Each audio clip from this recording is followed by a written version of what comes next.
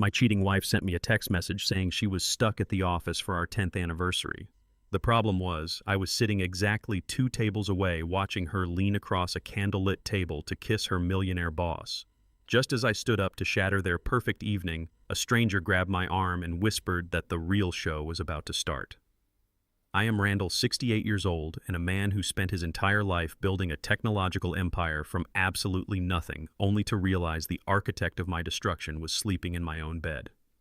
Before I continue this story, let me know where you are watching from in the comments below. Hit like and subscribe if you have ever had to burn your own world down just to survive the ashes. As an African-American man who fought tooth and nail for every single dollar in my bank account, I thought I knew how to protect myself. Growing up in a working-class neighborhood taught me the value of fierce loyalty and relentless hard work.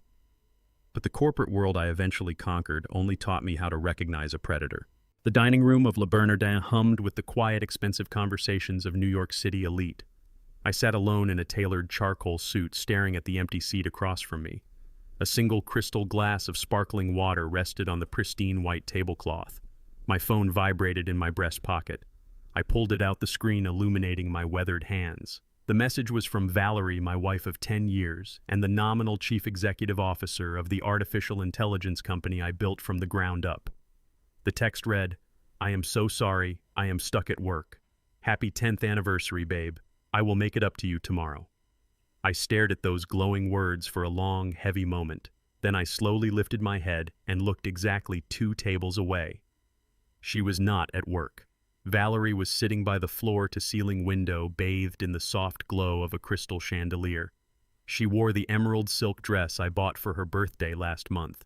Sitting across from her was Leland Thorne, the billionaire venture capitalist, who had been hovering around our company for the past 6 months like a vulture circling a dying animal. As I watched, Valerie leaned forward. She reached across the center of the table, her hand resting intimately over Leland's knuckles. He smiled, that predatory, arrogant smile of a man used to taking whatever he wanted. Then she leaned in further and kissed him. It was not a brief peck of greeting. It was a slow, deliberate, deeply intimate kiss. The kind of kiss that spoke of secret hotel rooms and long afternoons spent betraying everything we had built. My chest tightened so violently I thought I was having a major heart attack. The phone in my hand felt suddenly heavy, an anchor of lies pulling me straight to the bottom of the ocean. The air in the restaurant vanished. I could hear nothing but the heavy, rhythmic pounding of blood rushing through my own ears. A white-hot rage ignited in my stomach and quickly spread to every nerve ending in my body. For 10 years I had treated this woman like absolute royalty. I remembered the nights I rubbed her tired shoulders when she was stressed about board meetings. I remembered the vacations to Paris, the anniversary diamonds, the unwavering loyalty I had handed her on a silver platter. All of it was a joke to her. When I went bankrupt 2 decades ago, losing everything to a deceitful business partner, I swore I would never let another person take advantage of me. I spent thousands of nights awake writing the core algorithm for our software line by line. I coded until my eyes bled and my fingers cramped, sacrificing my health to ensure we would never have to worry about money again.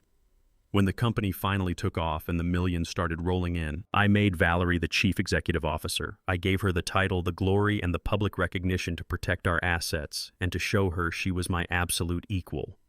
I trusted her with the keys to my kingdom. And now she was handing those keys over to a silver-haired shark in a custom suit. My hands gripped the edge of the table. My knuckles turned stark white against the dark mahogany underneath the linen. I wanted to destroy everything in my path. I visualized picking up my heavy water glass and hurling it straight at Leland Thorne's perfectly styled head. I wanted to march over there, grab the emerald silk fabric of Valerie's dress, and drag her out of the restaurant into the cold city street.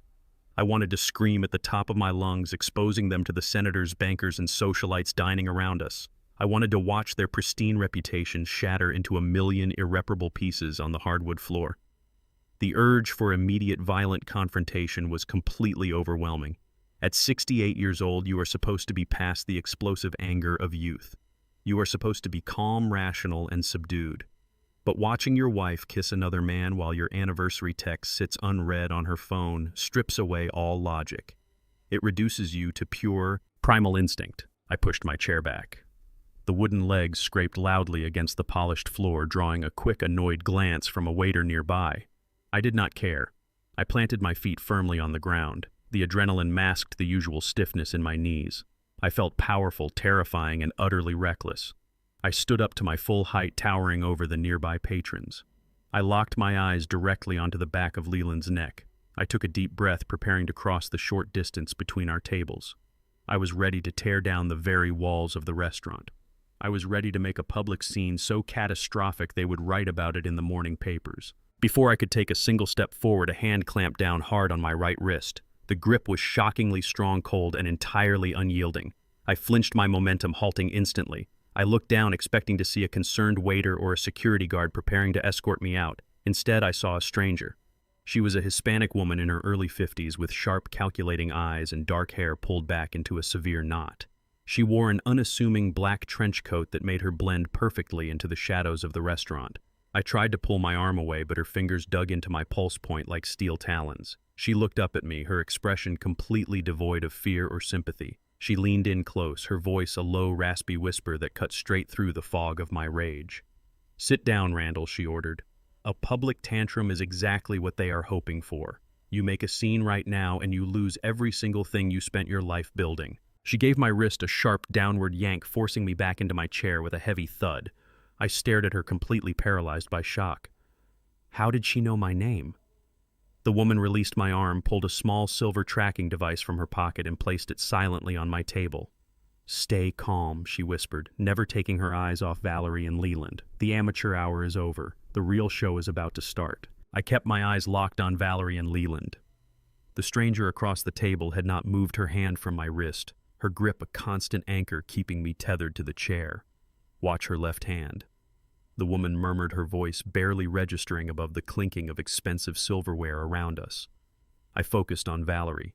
She was smiling brightly at Leland, laughing at some joke he had just made, but her left hand was entirely still underneath the edge of the pristine white tablecloth. Slowly, smoothly, she brought her hand up. Between her manicured fingers gleamed a small, distinct piece of metal. It was a brushed silver USB drive. My stomach plummeted so fast I felt physically sick. I knew exactly what that drive looked like because I had custom ordered it myself. Valerie slipped her hand across the table, pretending to reach playfully for his wine glass. As her fingers brushed against Leland's cuff, she dropped the drive perfectly into the breast pocket of his tailored suit jacket. Leland did not even blink. He smoothly adjusted his lapel, sealing the transaction with a satisfied sip of his vintage red wine. The woman sitting across from me finally released my wrist. "Her name is Carmen," she stated, adjusting the collar of her black trench coat. She leaned back, blending into the dim lighting of the restaurant booth. "Leland Thorne does not just invest in tech companies. He consumes them from the inside out. He finds brilliant founders who are entirely focused on their work, and he aggressively targets their weakest link. Usually that link is a neglected spouse with a taste for extreme luxury and a deep-seated resentment. He promises them a massive buyout, a new life of glamour, and a golden parachute. In return, they hand him the absolute keys to the kingdom while the founder is busy looking the other way." I watched Valerie wipe her mouth with a linen napkin, looking entirely innocent and flushed with excitement. She was casually handing over a company valued at $80 million over a plate of expensive roasted duck. The sheer audacity of her betrayal paralyzed me in my seat. I had spent a decade building an impenetrable digital firewall against external hackers, corporate espionage, and ruthless rival tech firms. I never once thought to build a firewall against the woman sleeping next to me every night. The silver drive resting in Leland Thorne's pocket was not just a piece of hardware. It was my entire life's work, neatly packaged and gift-wrapped for a hostile takeover. That specific silver drive held the master decryption keys to our proprietary artificial intelligence core. Every single line of code, every complex neural network pathway, and every algorithm that made our software revolutionary in the medical field was locked behind the military-grade encryption on that small piece of metal. I was the one who wrote every single line of it. I spent years sitting in a cramped, windowless garage, drinking cold coffee and fighting brutal physical exhaustion to breathe life into that program. I was the sole architect of the technology. Yet legally speaking, my name was completely absent from the corporate charter. 20 years ago, I was a young, overly trusting developer who went into business with the wrong partner. That massive mistake cost me my first company, my life savings, and my entire credit score. It left me absolutely destitute, fighting off aggressive debt collectors for years while trying to feed my family. When I finally developed the new artificial intelligence concept, I was deeply terrified of losing it all again to the ghosts of my past. So when the company was officially incorporated, I made Valerie the chief executive officer. I put 100% of the shares, the patents, and the voting rights directly into her name. I did it to protect our assets from any potential financial liabilities linked to my old bankruptcy. I desperately wanted to build an unbreakable fortress around our family. I handed her the crown because I believed with absolute certainty that she was my most trusted ally in the world. She was the woman who had stood by me when we had nothing but cheap instant noodles in the pantry. Giving her the CEO title was my ultimate declaration of love and trust. I willingly remained in the shadows as the lead systems engineer, letting her take the shiny magazine covers and the prestigious industry awards. I gave her the absolute power to destroy me, entirely confident that she never would. Now, watching her smile at a billionaire shark who wanted to steal my legacy, I realized my ultimate protective measure was the exact weapon she was using to slaughter me. I could not sit in that dining room for another second. I ignored Carmen shoving my chair back so violently it tipped over onto the thick carpet. I practically ran through the crowded restaurant, dodging startled waiters and furious wealthy patrons. The heavy glass doors of Le Bernardin gave way as I burst out into the freezing New York night.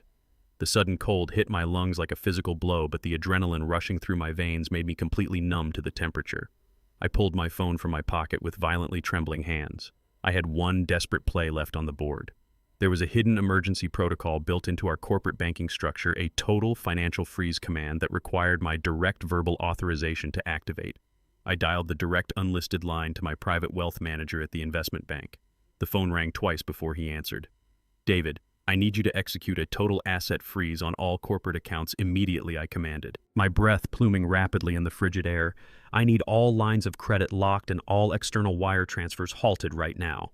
Block Valerie's access completely." There was a long, agonizing pause on the other end of the line. The bustling noise of the city traffic seemed to completely fade away, leaving only the sound of my own racing heartbeat. When David finally spoke, his voice was tight, highly professional, and completely devoid of its usual warmth. "I am sorry, Randall," he said flatly. "I cannot do that." I stopped walking, my expensive leather shoes freezing to the concrete pavement. The bright streetlights blurred above me as a wave of intense dizziness washed over my brain. "What do you mean you cannot do that? I am the founder of this company.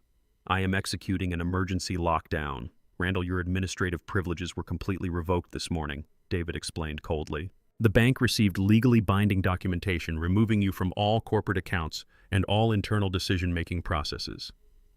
I shook my head, deep confusion battling with the rising tide of pure panic. "That is legally impossible. Valerie cannot remove me without a secondary signature from the board. She did not sign it," David replied, his words dropping like heavy stones. "Your access was permanently revoked by your legally appointed proxy. The documents were signed, notarized, and filed early this morning by your son, Jordan." The phone slipped from my freezing fingers. The dial tone buzzed faintly against the cold concrete of the city sidewalk, a mechanical death knell for the empire I had built. My own son. Jordan, the boy I had taught to ride a bicycle, the young man whose college tuition I paid in full, had signed the execution order. The betrayal cut deeper than Valerie's kiss. It struck the very marrow of my bones. Jordan had always been weak, easily manipulated by the promise of fast money and luxury cars, but I never imagined he possessed the sheer ruthlessness required to legally execute his own father's financial standing. I did not have time to bleed over my son's treachery. If Jordan had legally usurped my banking authority, there was only one remaining trump card that could halt the hostile merger. The original hard copy patent deeds bearing my notarized signature from 20 years ago. They were not kept at the bank. They were secured in a biometric safe hidden inside our primary residence. I snatched my phone from the pavement, sprinting toward my car with a speed I had not summoned in decades. I tore through the nighttime traffic of New York, running 2 red lights and swerving aggressively around slow-moving cabs. My knuckles were white against the leather steering wheel. My mind raced through 1,000 different legal scenarios, but every single strategy required physical possession of those documents. I pulled into the sweeping driveway of our estate, the tires screeching loudly against the pristine gravel.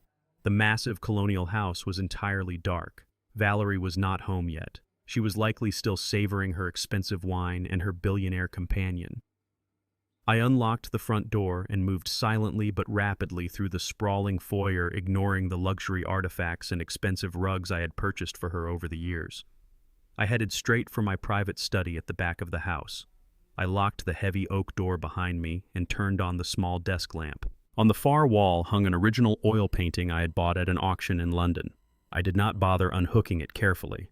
I grabbed the gilded frame with both hands and violently yanked it off the wall, letting it crash onto the hardwood floor. Behind it sat the flush steel face of my biometric wall safe. It was a custom installation requiring a specific thermal signature alongside my fingerprint. I pressed my right thumb against the scanner. A small red light blinked green, and the heavy metal door clicked open with a soft, mechanical sigh. I reached inside my fingers, desperately seeking the familiar texture of the thick legal folders. My hand met cold, empty steel. I froze entirely. I dropped to my knees and shined my phone flashlight directly into the dark cavity. It was completely empty. The patent deeds were gone. My backup hard drives were gone. Even the velvet box containing the antique pocket watch my late father had given me before he passed away was missing. A distinct, sickening scent lingered in the stale air of the safe enclosure. It was expensive vanilla and crushed orchids. It was Valerie's signature perfume. She had not just planned to sell the company. She had methodically gutted my entire life, stealing my intellectual property and my family heirlooms right out from under my nose. She had used my own son as the legal battering ram to ensure I had absolutely no financial or legal recourse. I was trapped inside a burning house, and my own family had happily poured the gasoline. The sharp click of the front door unlocking echoed through the silent corridors of the house. I heard the steady rhythm of high heels clicking against the marble foyer. Valerie was home. A fresh wave of violent rage surged through my chest. I wanted to storm out of the study, hold up my empty hands, and demand to know how she could be so spectacularly cruel. I wanted to watch her fake innocence crumble under the weight of her crimes. But the raspy voice of Carmen, the stranger in the restaurant, echoed loudly in my mind. A public tantrum is exactly what they are hoping for. If I confronted Valerie now, without money, without proof, and without a legal strategy, I would be playing directly into their trap. They wanted me to act like an unstable, aggressive, paranoid old man. I refused to give them the satisfaction of a breakdown. I quickly picked up the heavy painting, lifting it back onto its mounting hooks to perfectly conceal the empty safe. I sat down in my leather armchair, picked up a complex technical manual from my desk, and forced my breathing to slow down. I let the burning rage solidify into a block of pure freezing ice. I was no longer a devoted husband. I was an engineer operating in pure survival mode, analyzing a highly hostile system. The study door creaked open. Valerie stood in the frame wearing the emerald silk dress, looking perfectly disheveled. She sighed heavily, rubbing her temples in a flawless performance of corporate exhaustion. "I am so sorry about tonight, Randall," she murmured, walking over and placing her hands gently on my shoulders. The merger negotiations with Thorne's team took hours. It was a complete nightmare. She leaned down and kissed my cheek. The smell of vintage wine and Leland Thorne's expensive cologne clung to her skin. It took every ounce of physical restraint I possessed not to violently shove her away. Instead, I reached up and patted her hand with the trembling, hesitant touch of a tired old man. "It is quite all right, my dear," I said, keeping my voice soft and slightly weak. "My memory is slipping anyway. I almost forgot it was our anniversary until I saw your text message. I am just going to go to sleep." Valerie smiled, a flash of genuine relief crossing her eyes. She thought I was completely clueless. She thought she had already won the war. At 7 o'clock the next morning, I arrived at the corporate headquarters. The massive glass building stood in the morning light like a towering monument to my decades of sacrifice. I walked through the sleek revolving doors and approached the main security turnstiles. I pulled my corporate keycard from my lanyard and swiped it against the optical scanner. A sharp, loud buzz echoed through the busy lobby. The turnstile screen flashed a bright, aggressive red. "Access denied." I swiped it again. Red. I tried a third time, but a heavy hand clamped down hard on my shoulder. I turned to see two massive security guards, men I had personally hired 3 years ago, looking at me with cold, professional indifference. "Mr. Randall, you need to vacate the premises immediately," the taller guard commanded, shifting his weight aggressively. I looked past him, my eyes scanning the modern architecture of the lobby. On the second-floor balcony, standing securely behind the reinforced glass railing, were Valerie and Jordan, my wife and my son. Jordan held a cup of coffee, staring at the floor, too cowardly to make eye contact with his father. Valerie rested her hands on the railing, flanked by her new security detail. She looked down at me and offered a slow, deeply mocking smile. I did not fight the guards. I let them escort me out the front doors and onto the cold pavement, silently absorbing the ultimate humiliation. They had successfully locked me out of my own empire, but they forgot one crucial detail. I was the man who built the system, which meant I knew exactly how to tear it down. I stood on the freezing concrete outside the glass walls of my own company, watching the morning traffic rush past. The security guards had humiliated me, but I did not let anger cloud my judgment. I am an engineer. When a system throws an error, you do not punch the monitor. You find the corrupted code. In this case, the corrupted code was my own son. I knew Jordan's schedule better than he did. He always parked his overpriced Italian sports car in the VIP underground garage, a reserved space I personally paid for out of my own executive salary. I walked around the block, ignoring the bitter wind biting at my face, and slipped through the delivery entrance just before the loading dock manager arrived for his shift. The air in the subterranean parking garage was thick with the smell of motor oil, damp concrete, and exhaust fumes. I stood perfectly still in the deep shadows of a concrete pillar, waiting patiently. Within 20 minutes, the loud, aggressive roar of a massive engine echoed through the cavernous space. Jordan pulled his bright red sports car into his reserved spot. The engine died, but he did not get out immediately. He sat in the driver's seat, staring at his phone. I stepped out from behind the concrete pillar and walked directly to the driver's side window.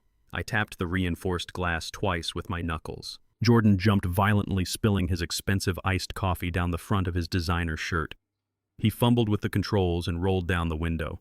His eyes darted frantically around the dimly lit garage, desperately looking for the security guards who were supposed to keep me out.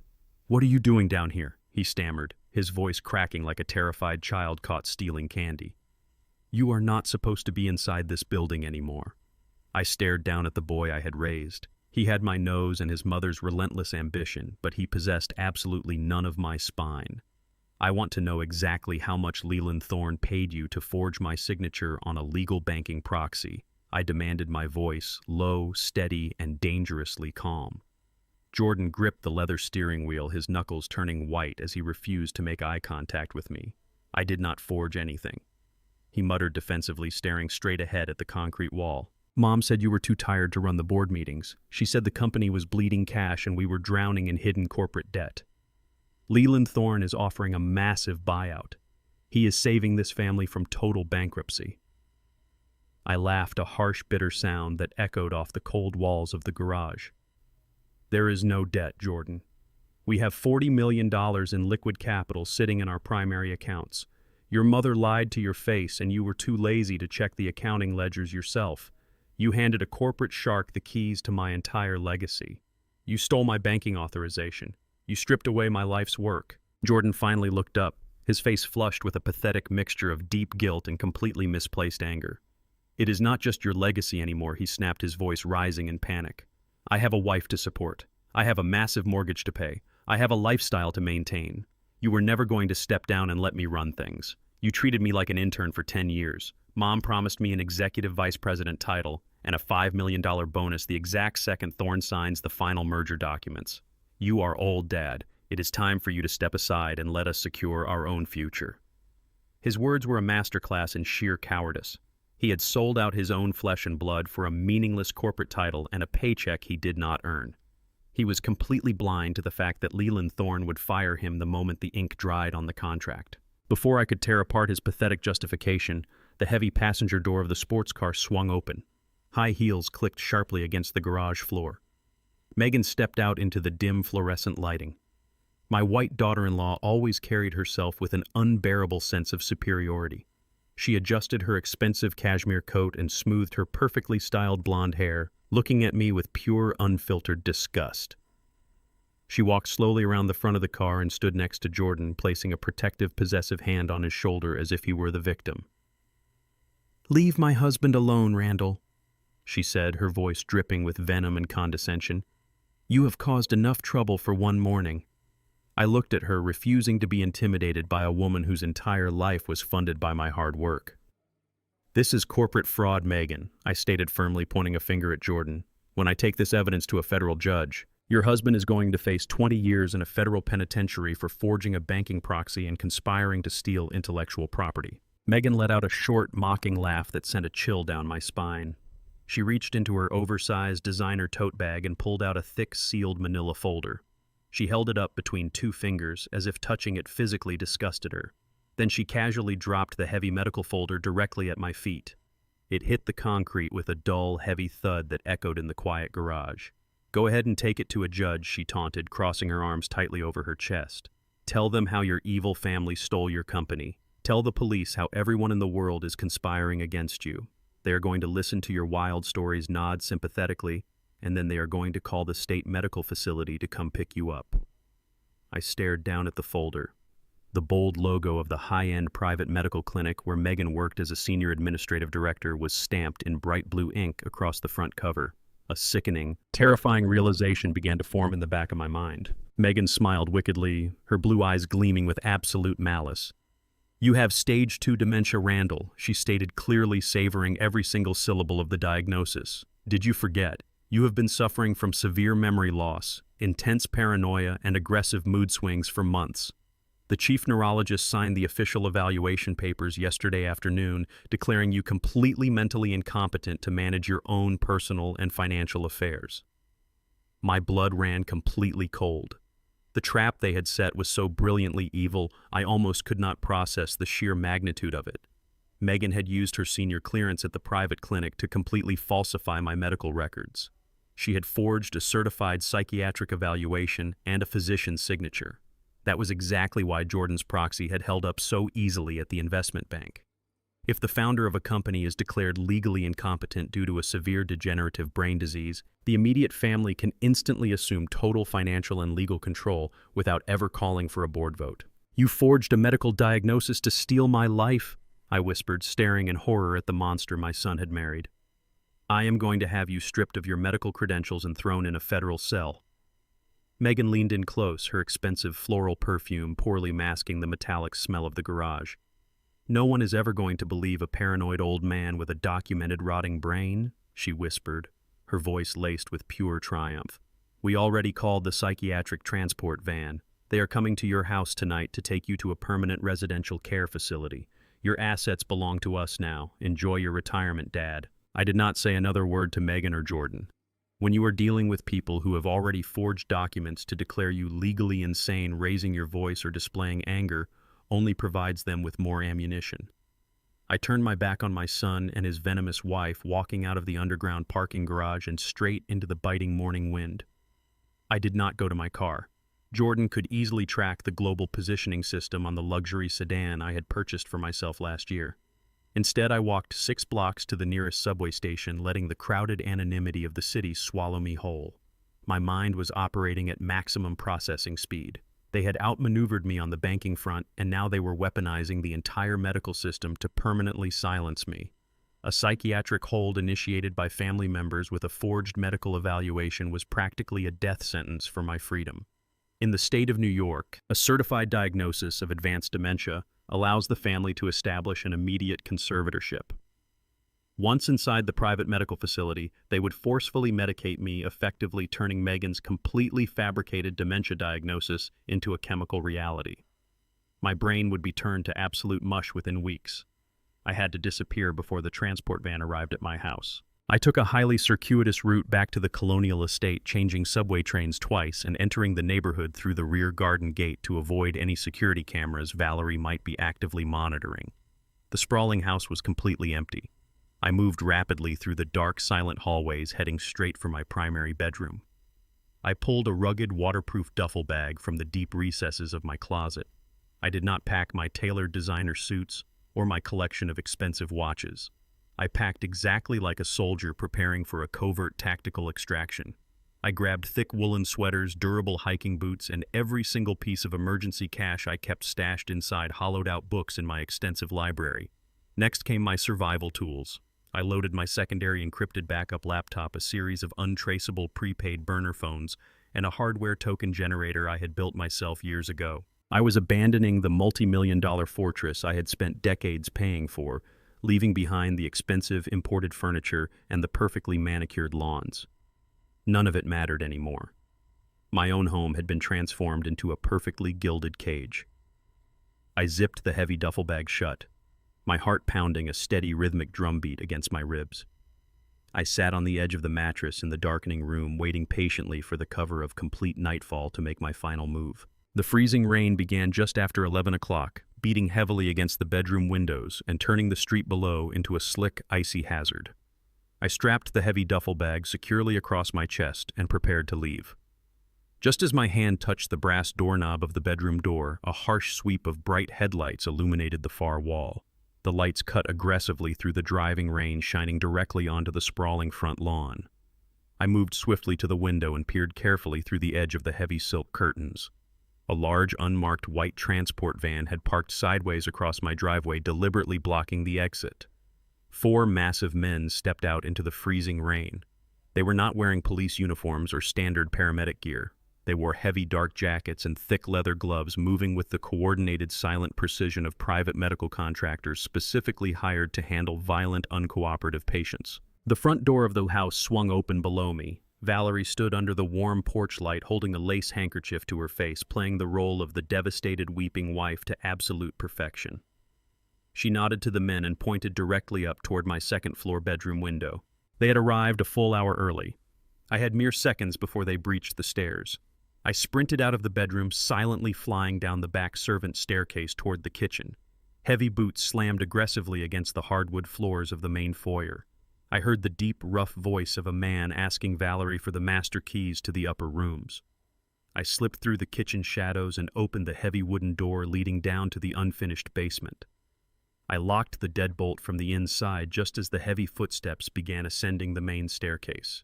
The basement was pitch black and smelled strongly of damp earth and old concrete. I navigated entirely by memory, rushing toward the small rectangular ventilation window at the far end of the foundation. It was incredibly narrow and locked shut with an old rusted iron latch. I grabbed a heavy metal wrench from my nearby workbench and smashed the latch completely open. I squeezed my head and shoulders through the tight concrete frame. The sharp edges scraped violently against my ribs, tearing my jacket. But I pushed forward, fueled by pure adrenaline. I dragged my body out into the freezing mud of the backyard, just as I heard the heavy basement door upstairs begin to splinter under a massive physical blow. The icy rain hit my face like shattered glass. I scrambled to my feet, grabbed my heavy duffel bag, and sprinted directly into the dense woods bordering the rear of the property. I ran blindly through the punishing storm, my boots slipping dangerously in the deep mud, unseen branches tearing at my face and arms. I did not stop running until I reached the main commercial highway 2 miles away. Soaking wet, bleeding, and shivering uncontrollably, I hailed a passing taxi, paid the driver in dripping cash, and used my newly activated burner phone to call the only man in the city I still completely trusted. Sanjay Patel was my personal attorney, a brilliant legal mind who operated completely independent of Valerie's high-priced corporate legal team. He told me to come to his private office immediately. An hour later, I sat in Sanjay's dimly lit office, dripping freezing rainwater onto his expensive leather guest chair. Sanjay did not offer me empty platitudes or fake sympathy. He was staring intensely at the glowing screens of his dual computer monitors, his fingers flying rapidly across the mechanical keyboard as he hacked through the public corporate registry and cross-referenced the banking documents Jordan had filed that morning. The harsh fluorescent light reflected off his glasses, completely hiding his expression. But the tense silence in the room was utterly suffocating. Finally, Sanjay stopped typing. He leaned back in his chair, his face completely pale, looking at me with a mixture of profound shock and deep, genuine pity. "Randall," he said, his voice unusually strained and quiet. "You need to brace yourself for this. I thought Valerie was just executing a standard hostile takeover to illegally sell your company to Leland Thorne. But she did not just sell your life's work. She mortgaged your entire existence." He turned the large monitor directly toward me. The screen displayed a massive commercial loan agreement stamped with official bank seals. Valerie used Jordan's forged financial proxy to take out a $5 million private loan directly in your personal name, Sanjay explained grimly, pointing at the digital signatures. She transferred the entire cash amount to an untraceable offshore account at noon today. If those medical contractors catch you and lock you inside that psychiatric ward, you default on this massive loan immediately. The federal government will not investigate Valerie for corporate theft. They will indict you for massive financial fraud. If you get locked away tonight, Randall, you take the $5 million debt, you take all the criminal charges, and you die in a prison hospital while your wife and your son walk away as incredibly wealthy victims of your supposed madness. I sat in the dim light of Sanjay's office, letting the horrifying reality of the $5 million offshore loan wash over me. The sheer scale of Valerie's betrayal was breathtaking. She had not just planned to steal my company and lock me in a psychiatric ward. She had orchestrated a flawless financial execution. If I simply ran away and disappeared into the shadows to avoid the medical transport van, I would automatically default on a massive commercial debt. The federal authorities would hunt me down, dragging me back in handcuffs. The forged medical documents would then be used by the court to place me in a high-security psychiatric prison facility for the rest of my natural life. Valerie and Jordan had built a perfect, inescapable cage. Sanjay took off his glasses and rubbed his exhausted eyes. "We need to go to the FBI right now, Randall," he urged, his voice tight with genuine panic. "We need to explain the situation before that loan defaults and the offshore wire transfer clears the international banking protocols." I shook my head slowly, my engineering mind immediately rejecting the flawed logic of his legal strategy. "We cannot go to the federal authorities empty-handed," I explained, keeping my voice cold and entirely detached. "Think about it from an investigator's perspective. I am a 68-year-old man raving about a massive corporate conspiracy involving my own wife and son. The very first thing the FBI will do is subpoena my medical records. Megan already ensured those records officially declare me as suffering from severe advanced dementia with extreme paranoid delusions. The agents will take one look at that certified psychiatric evaluation and hand me directly over to the medical contractors. We lose instantly." I leaned forward, resting my forearms on his heavy oak desk. To destroy the $5 million loan, we must first destroy the medical proxy. If we prove the dementia diagnosis is a complete forgery, Jordan's legal authority shatters. The loan instantly becomes Valerie's sole criminal liability. Sanjay let out a heavy sigh, acknowledging the bitter truth of my assessment. "How do we prove a senior clinic director forged a medical document when her own chief neurologist signed off on the evaluation?" he asked. The answer lay in the arrogant, meticulous nature of my white daughter-in-law. Megan was a profound control freak. During Sunday dinners, she frequently bragged about her absolute distrust of digital cloud storage and hospital servers, citing the constant threat of international hackers. She kept a private, physical leather-bound ledger for all of her sensitive clinic operations, VIP patient schedules, and off-the-books accounting. She used it as her personal insurance policy against the doctors she managed. I knew for an absolute fact she kept that black leather notebook locked inside her bedroom at the mansion. If she forged my medical evaluation to facilitate a multi-million-dollar corporate buyout, she undoubtedly documented her own leverage in that ledger. "I have to go back to the estate tonight," I stated firmly, standing up from the leather chair. "Valerie is hosting an intimate dinner party to celebrate the merger with Leland Thorne. The private security team will be heavily focused on the perimeter, the front gate, and the dining room on the first floor. The upstairs bedrooms will be completely empty." Sanjay stared at me as if I had already lost my mind. "You just escaped from a team of medical mercenaries," he argued, standing up to block my path. "If you get caught inside that house, Jordan will shoot you and claim you broke in during a violent, psychotic episode." I zipped my damp jacket. Then I better not get caught. I left Sanjay's office and took a cab back to my own affluent neighborhood, having the driver drop me off 3 streets away from the estate. The freezing rain continued to pour, washing away the last remnants of my former life. I approached the rear of my property through the dense, bordering woods. The massive colonial house blazed with warm, inviting light. Several luxury sedans were parked securely in the circular driveway, confirming that Leland Thorne and his corporate associates had arrived for the victory dinner. I crouched in the dark, muddy bushes, observing the private security guards patrolling the front gates. They were looking outward, protecting the wealthy guests from the outside world. They had absolutely no idea the threat was already inside the perimeter. I moved silently across the wet grass, heading straight for the massive oak trellis attached to the western wall of the house. I had personally reinforced that trellis 10 years ago to support a heavy, blooming vine. Despite my age, the adrenaline coursing through my veins gave my muscles renewed strength. I climbed the slick, wet wood with methodical precision, pulling myself up to the second-story balcony that connected directly to the guest wing. I used a thin pocket knife to slip the basic latch on the French doors, a security flaw I had noted months ago but never bothered to fix. I stepped onto the thick, expensive carpet of the dark hallway. The muffled sounds of classical music, clinking crystal glasses, and arrogant laughter drifted up from the grand dining room below. I crept silently past the master suite and pushed open the door to Jordan and Megan's bedroom. The air inside smelled strongly of her expensive floral perfume. I pulled a small penlight from my pocket and directed the narrow beam across the room. I bypassed the obvious dresser drawers and went straight to her custom vanity. Megan was arrogant, but she was not particularly creative. I found a false bottom in the lower right drawer. I pried it up with my knife. Resting quietly in the dark compartment was the thick black leather notebook. My heart hammered against my ribs as I pulled it out and flipped it open. The pages were filled with her neat, cramped handwriting. I scanned the recent dates, my eyes darting across the ink. There it was. An entire page dedicated to my medical evaluation. She had detailed the exact login credentials she used to access the chief neurologist's digital portal, but the real prize was written 2 lines below. Megan had documented a direct wire transfer of $50,000 from a shell company owned by Leland Thorne into her personal offshore account. The payment was explicitly labeled as an expedited evaluation consultation fee. It was the undeniable smoking gun proof of a direct medical bribe. I pulled out my prepaid burner phone to photograph the pages. I needed high-resolution images in case I could not escape with the physical book. I held the phone steady, capturing the dates, the amounts, and the forged digital signatures.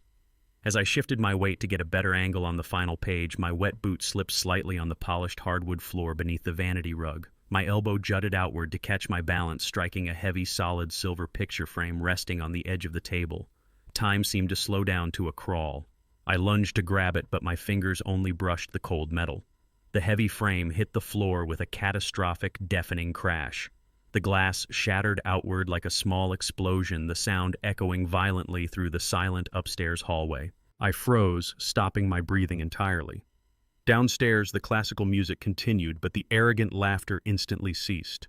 A heavy, suffocating silence fell over the house. Then the sharp, aggressive voice of my son echoed up the main staircase. "Hello," Jordan called out, his tone shifting from confident host to genuine alarm. "Who is up there?"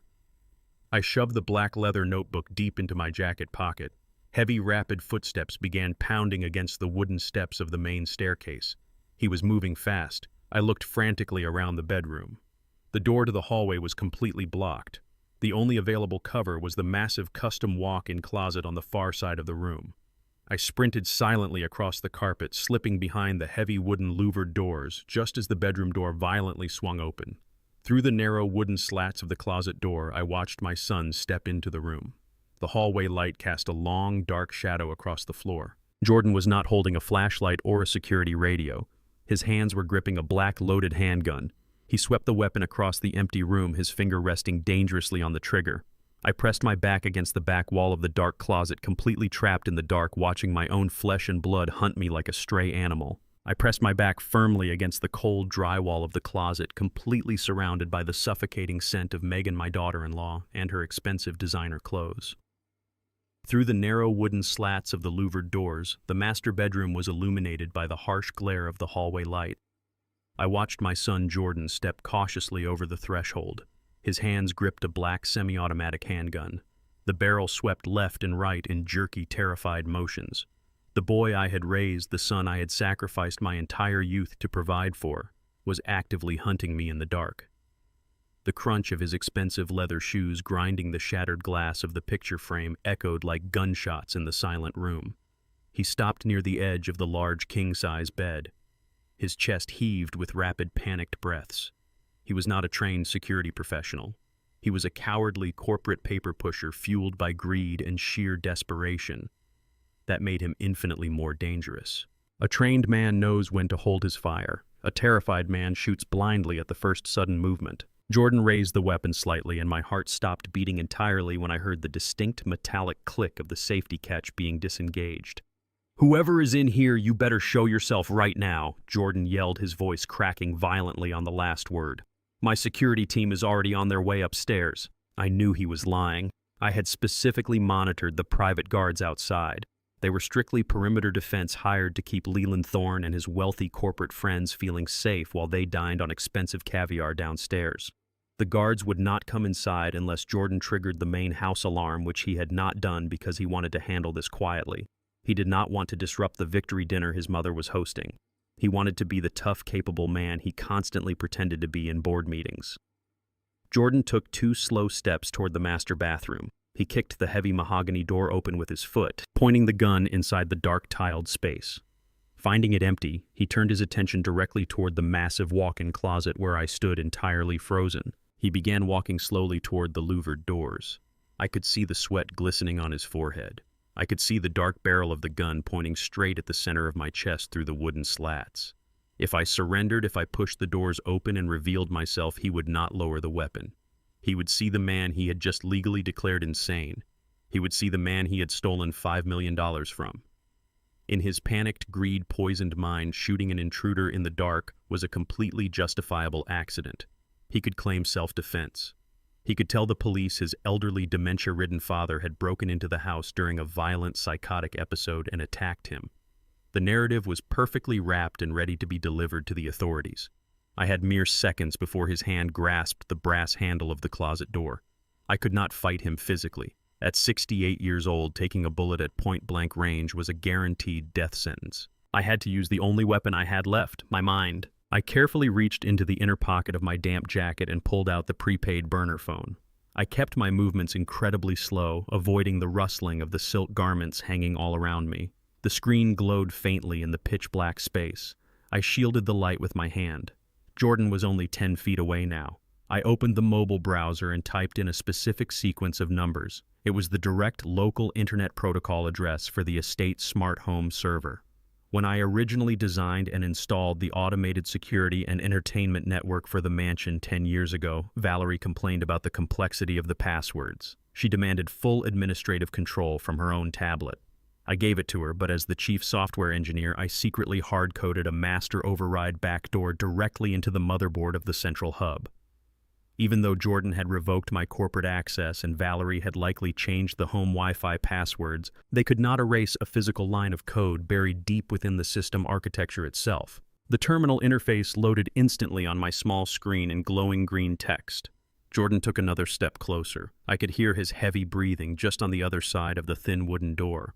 I rapidly typed in the override command lines. I bypassed the lighting controls. I bypassed the climate systems. I navigated directly into the environmental, audio, and security subroutines. I selected the subterranean garage zone. I highlighted the massive concert-grade surround sound system I had installed for Jordan's expensive car collection. I dragged the digital volume slider all the way up to maximum capacity. Then I accessed the direct frequency feeds for the luxury vehicles parked downstairs. I linked the garage smoke detectors to the car alarm triggers. Jordan reached his hand out. The shadow of his fingers fell across the brass handle of the closet door. I took a deep breath and hit the execute button on my screen. The reaction was instantaneous and absolutely catastrophic. 2 floors down on the completely opposite side of the sprawling estate, the garage entertainment system detonated like a sonic bomb. Heavy, aggressive bass music blasted at a volume designed to shake the foundation of the house. A split second later, the piercing, rhythmic shrieks of 4 different luxury car alarms joined the deafening cacophony. The sheer volume of the noise vibrating through the floorboards was terrifying. Jordan leaped backward violently, dropping his flashlight and swinging his gun wildly toward the hallway. "What the hell is that?" he screamed in absolute panic. The distraction worked perfectly. In Jordan's mind, no burglar would hide in a closet while simultaneously trying to steal a fleet of expensive cars in the garage. He assumed the shattered glass in the bedroom was just a diversion, and the real criminals were making off with his prized Italian sports cars downstairs. He did not hesitate. He spun around and sprinted out of the bedroom, his heavy footsteps pounding down the hallway and echoing down the main staircase as he rushed to protect his stolen wealth. I did not wait for the noise to stop. I shoved the closet doors open and ran across the dark bedroom. I slipped through the open French doors and stepped out into the freezing, driving rain. The cold air hit my sweating face like a physical blow. I scrambled over the wet iron railing of the balcony and grabbed the thick wooden slats of the heavy oak trellis. The descent was infinitely more dangerous than the climb. The rain had turned the wood into a slick, treacherous hazard. My boots slipped twice, sending sharp splinters deep into my palms as I desperately gripped the wet vines to stop myself from falling 2 stories to the concrete patio below. The chaotic noise of the car alarms and the blasting music completely masked the sound of my clumsy escape. I hit the muddy grass of the backyard and immediately rolled into the deep shadows of the bordering woods. I forced myself up and sprinted blindly through the thick brush, entirely focused on putting as much distance as possible between myself and the loaded gun in my son's hand. I broke through the tree line and stumbled into the dark, narrow alleyway running behind the affluent neighborhood. I collapsed against the cold brick wall of a utility building. My chest heaved with violent, ragged breaths. My lungs burned with the icy air and my entire body trembled uncontrollably from the sheer physical exertion. I pressed my hand against my chest, waiting for my violently racing heartbeat to slow down. I reached into my jacket pocket. My fingers brushed the cold, dry leather of Megan's clinic notebook. It was safe. I had the absolute proof of the $50,000 medical bribe. I had the evidence to destroy the forged psychiatric evaluation and shatter Jordan's legal proxy over my life. For the first time since Valerie kissed Leland Thorne at the restaurant, I felt a genuine surge of triumph. I was finally armed and ready to fight back. Suddenly, the burner phone vibrated intensely in my wet hand. I pulled it out, wiping the rain from the cracked screen with my thumb. I expected a panicked message from my lawyer Sanjay demanding to know if I had survived the break-in.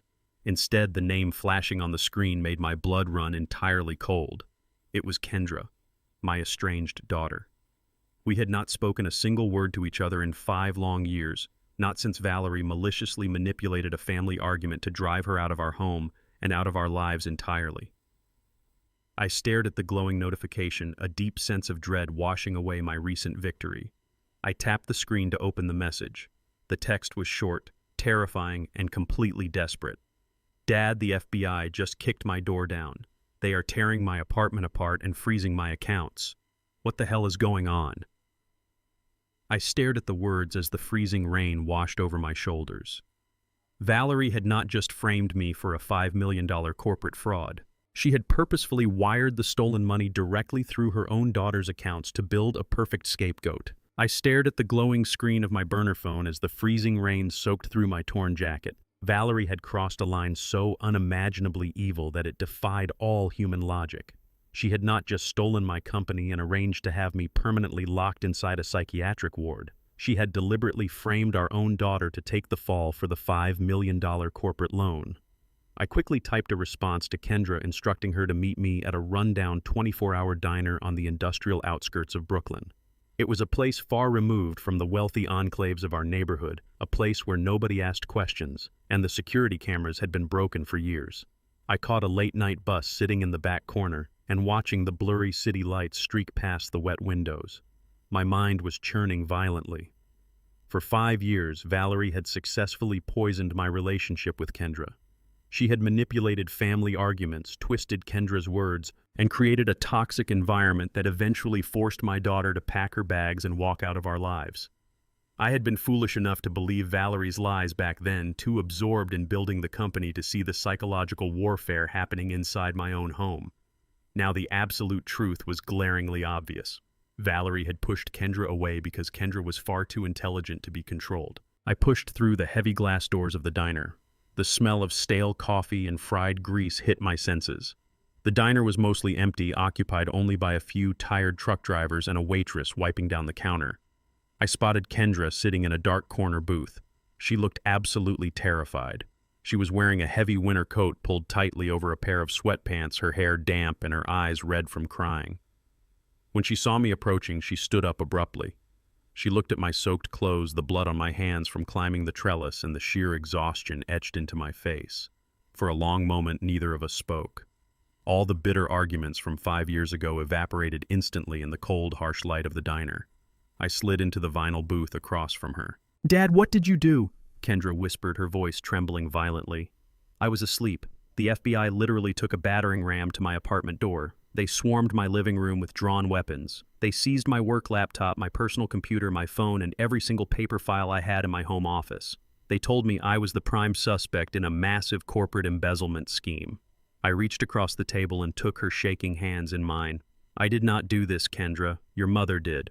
I explained everything to her in rapid, precise detail. I told her about the anniversary dinner, the silver drive handed to Leland Thorne, the forged medical evaluation by Megan, the $5 million loan executed by Jordan, and my narrow escape from the medical mercenaries. Kendra listened in completely stunned silence. Her forensic accountant mind began putting the pieces together before I even finished the story. The agent said the stolen $5 million was routed directly through an old joint college checking account. Kendra explained, her shock rapidly transforming into a cold, calculated anger. I have not used that account in 10 years. Mom was the original co-signer on it when I was a freshman. She still had the routing numbers. She used my dormant account as the primary layer to wash the money out of the corporate reserves. The FBI saw the transaction history and immediately froze my entire financial life. They think you and I conspired to steal the company funds and run away. They think I am your money launderer. I looked into my daughter's eyes and saw the exact same relentless determination that had allowed me to build an empire from nothing. Valerie had chosen the perfect scapegoat, but she had fundamentally underestimated her own child. She forgot that Kendra was a senior forensic accountant for one of the top financial auditing firms in the city. Valerie had essentially handed a loaded weapon to a master marksman. I pulled the black leather notebook I had stolen from Megan's bedroom out of my wet jacket pocket and slid it across the sticky diner table. This is the proof that Megan accepted a $50,000 bribe from Leland Thorne to forge my dementia diagnosis, I told her. The medical proxy is a complete lie. But we need to prove where the $5 million actually went after it bounced through your college account. If we can trace the final destination of that money, we can hand the FBI the actual thieves. Kendra did not hesitate. The fear in her eyes was completely gone, replaced by a fierce, surgical focus. She pulled a secondary encrypted tablet from the deep pocket of her coat. The FBI took my main rig, but they did not find my offline backup, she said, powering up the device. She connected to my secure mobile hotspot and immediately went to work. Her fingers flew across the digital keyboard with blinding speed. She was completely in her element. "Money never actually disappears, Dad," she muttered, her eyes locked on the scrolling lines of financial data. "It only changes clothes." Mom used a basic layering technique. She pushed the $5 million into my old account, but she had to move it out instantly to avoid internal bank flags. Kendra ran a complex reverse trace algorithm she had designed for her firm. She bypassed the surface-level banking interfaces and dug directly into the international wire transfer registry. It took her less than 20 minutes to break through Valerie's clumsy digital smokescreen. "Got it," Kendra announced, a sharp, triumphant smile crossing her face. The $5 million was split into 3 separate wire transfers. They bounced through 2 shell corporations in Delaware, but the final destination is a holding company registered in the Cayman Islands. I pulled up the corporate registry for that holding company. The primary signatories are Leland Thorne and Megan. They did not just steal the money, they locked Jordan and Mom completely out of the offshore account. Megan and Leland were planning to take everything and leave my wife and son completely empty-handed. The web of betrayal was so deeply layered it was almost poetic. They were all backstabbing each other before the ink on the merger was even dry. "We have the financial trace and the proof of the medical bribe," I said, feeling a massive surge of hope. "We take this directly to the federal prosecutor tomorrow morning." But Kendra held up her hand, her expression suddenly shifting to one of deep concern. She pulled up another window on her tablet. "It is not that simple, Dad. While I was tracing the money, I pinged the corporate servers to see what files Mom actually downloaded onto that silver drive she gave to Leland. I looked at the system architecture of your artificial intelligence core." Kendra turned the tablet toward me. "I know you built that software to be impenetrable, but Leland has infinite resources. He will hire the best hackers on the planet to brute force the encryption on that drive." I smiled a cold, weary smile. "Let him try. That code is protected by a military-grade encryption protocol." Kendra shook her head aggressively. "You are not listening to me." I looked at the raw compilation requirements. The code on that drive is completely dead. It is a fragmented shell. It cannot be compiled, edited, or executed by any computer on Earth, no matter how many hackers Leland hires. The architecture is missing the primary handshake protocol. It requires a physical hardware key to bridge the gap. A rolling encryption microchip that has to be physically plugged into the system to wake the artificial intelligence up. Leland does not have the key. The diner fell completely silent except for the low hum of the refrigerator behind the counter. I looked down at my left wrist. Strapped to my arm was the vintage Rolex watch my father had given me decades ago. It looked like a standard expensive timepiece, but the internal gears had been completely removed and replaced by me 5 years ago. I reached over and tapped the glass face of the watch. "The microchip is not in a vault," I told my daughter softly. "It is right here. It has been on my wrist every single day."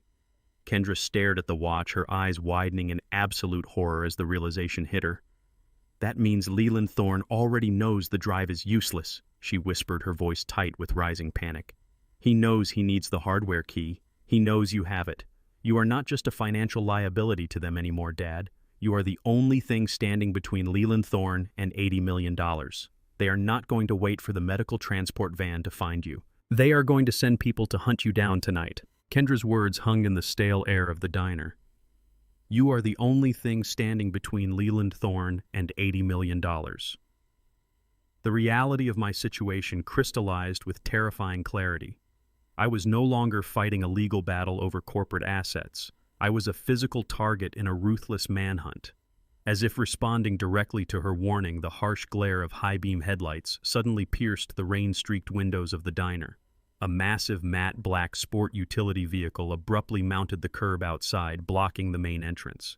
2 more identical vehicles boxed in the rear alleyway. I did not need to see the corporate logos to know who sent them. Leland Thorne was not a man who waited for morning. When Kendra pinged the corporate servers to analyze the source code, Leland's security team instantly traced her digital footprint back to this exact location. The men stepping out of the vehicles were not federal agents. They were private security contractors dressed in tactical gear, the kind of heavily armed mercenaries corporate billionaires used to solve off-the-books problems. "Get down," I ordered, shoving Kendra hard beneath the edge of the vinyl table. I kept my head low, watching the mercenaries approach the glass doors. They were fanning out, establishing a perimeter. "They want the watch on my wrist, Kendra," I whispered rapidly, pulling the burner phone from my pocket and shoving it into her hands. "They do not care about you. If I stay here, they will tear this diner apart and take us both. I'm going to draw them out the side exit and head for the subway station 3 blocks east. You wait exactly 2 minutes. Take the back door through the kitchen and get a cab straight to Sanjay Patel's office. Do not go back to your apartment. Do not use your credit cards. Do not trust anyone but my lawyer." Kendra grabbed my arm, her eyes wide with absolute panic. "Dad, you cannot outrun them," she pleaded, her voice cracking. "You are 68 years old." I looked at the daughter I had just gotten back after 5 years of forced separation. I gave her a grim, determined smile. "I am an engineer, Kendra. I do not need to outrun them. I just need to outsmart them." I did not wait for her to argue. I rolled out from under the booth, grabbed a heavy ceramic coffee pot from a nearby service station, and hurled it directly through the large side window of the diner.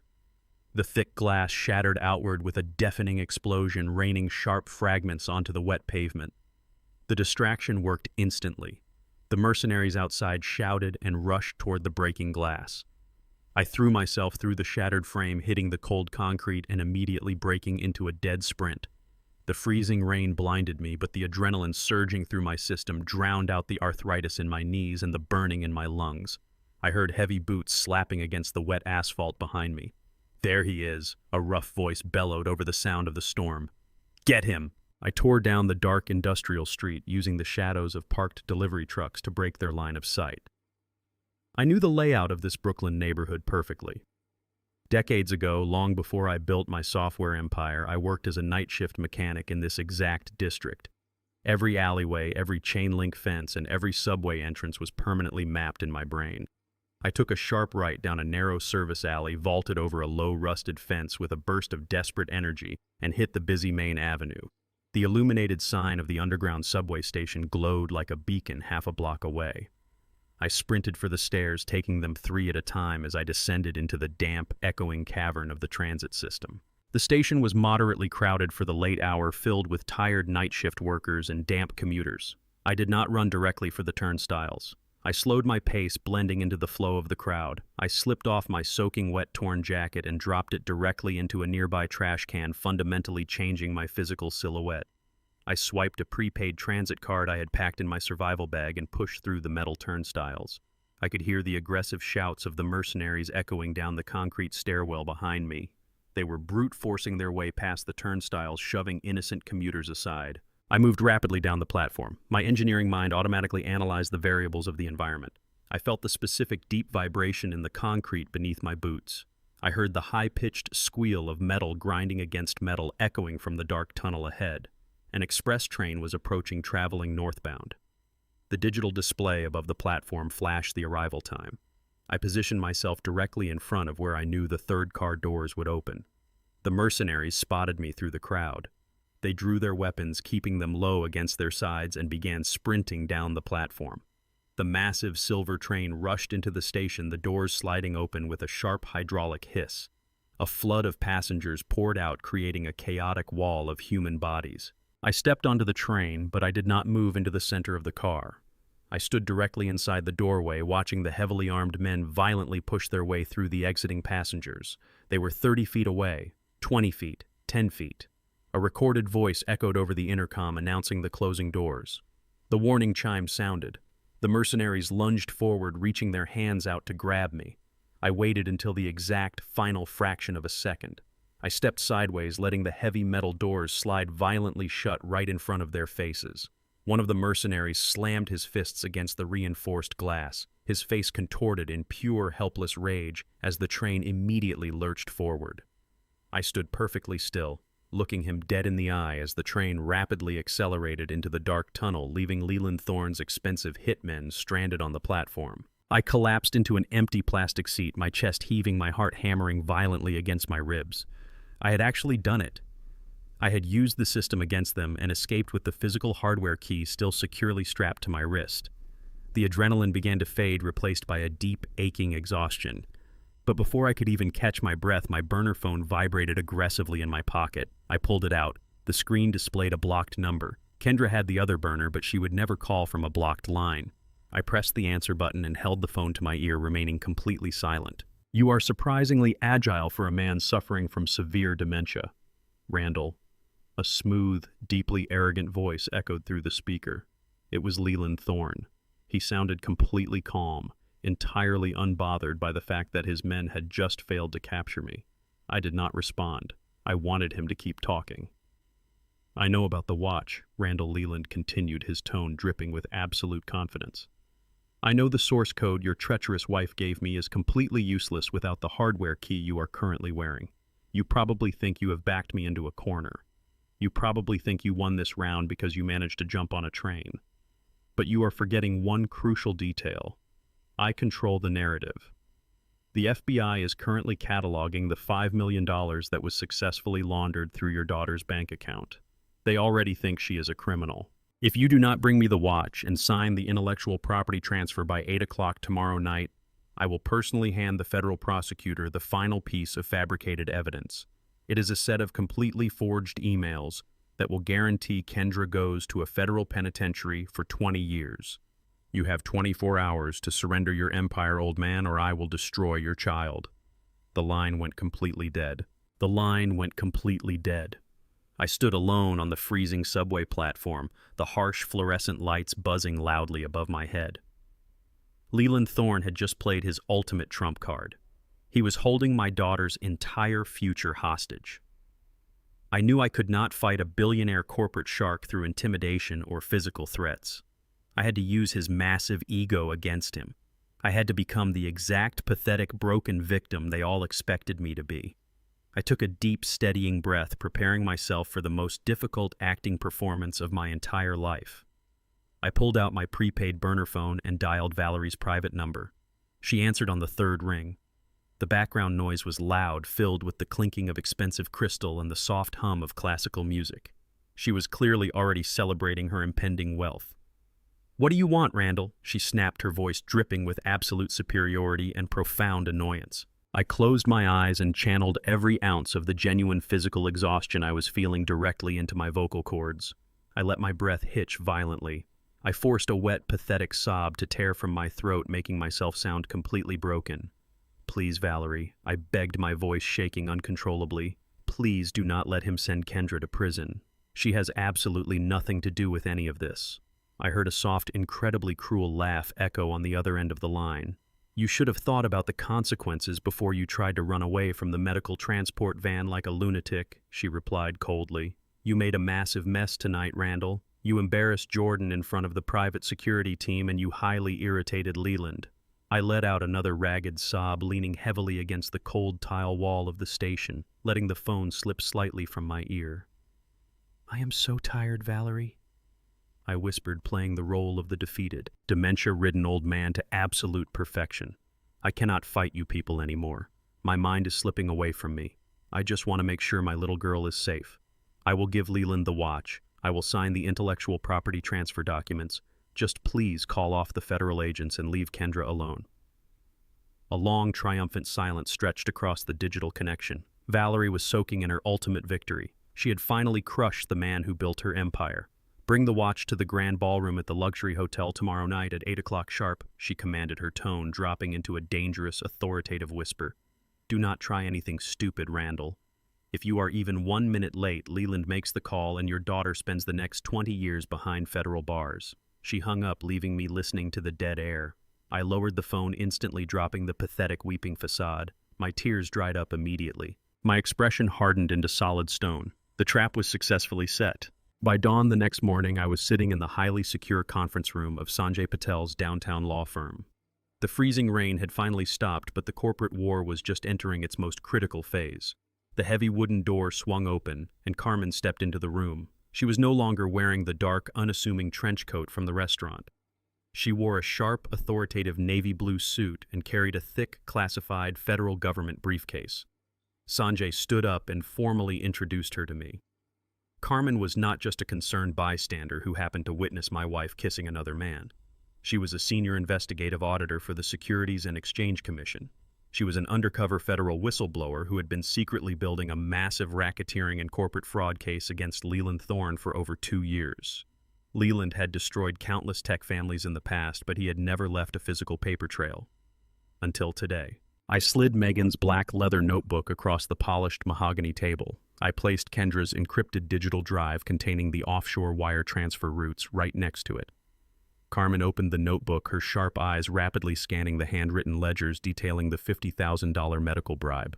She plugged the drive into her secure laptop and verified the $5 million offshore transaction.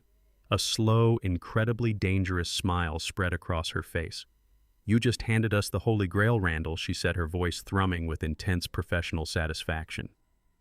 "This is undeniable hard proof of medical fraud, corporate embezzlement, and international money laundering."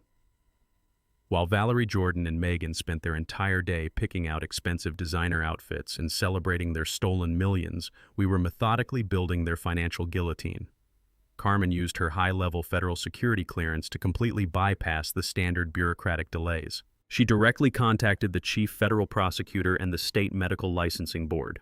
Sanjay drafted the emergency legal injunctions to formally freeze Leland's offshore accounts, timing the digital execution to trigger precisely during the merger gala. We were not going to stop the merger beforehand. We were going to let them stand up in front of their wealthy investors, sign their names on fraudulent corporate documents, and publicly hang themselves in front of the entire city. I spent the entire afternoon going over the highly technical details with Sanjay, ensuring every single legal loophole was completely sealed tight.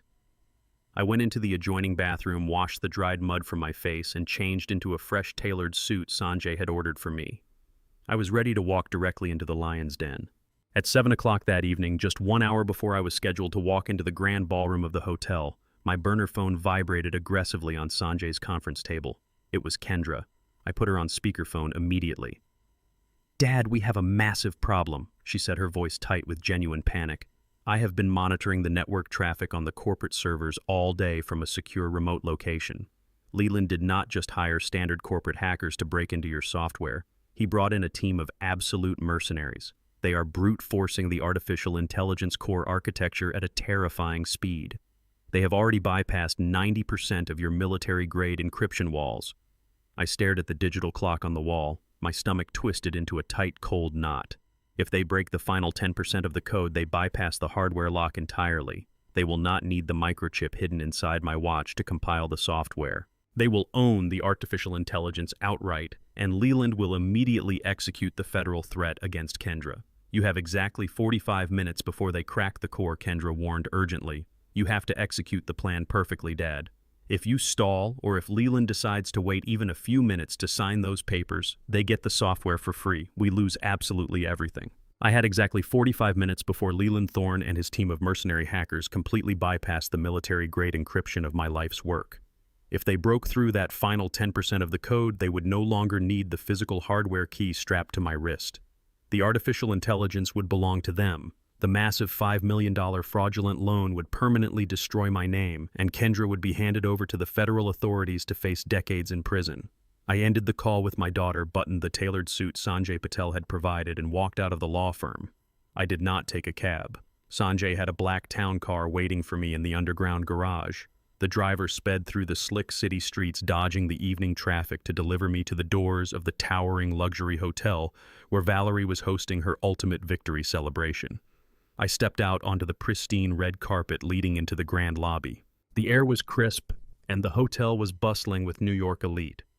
I took one final deep breath, perfectly centering my mind. Then I let my broad shoulders slump forward. I relaxed my facial muscles until my expression became blank, hollow, and profoundly confused. I introduced a severe, uncontrollable tremor into my left hand. The brilliant software engineer disappeared entirely. I became the broken, dementia-ridden old man my family had legally declared me to be. The heavy double doors of the grand ballroom were flanked by private security guards. I shuffled slowly past them, my eyes darting nervously around the opulent space. The room was a glittering sea of absolute wealth. Crystal chandeliers cast a warm golden glow over dozens of tables draped in white silk. Waiters in crisp tuxedos circulated with silver trays of expensive champagne and imported caviar. At the center of the room, near a massive elevated stage, stood the architects of my destruction. Valerie was holding court among a group of billionaire investors. She wore a stunning black evening gown, diamonds glittering at her throat, playing the role of the highly successful tech executive to absolute perfection. A few feet away, Jordan stood stiffly in a custom tuxedo, gripping a glass of whiskey as if his life depended on it. His profound cowardice was visible in his rigid posture.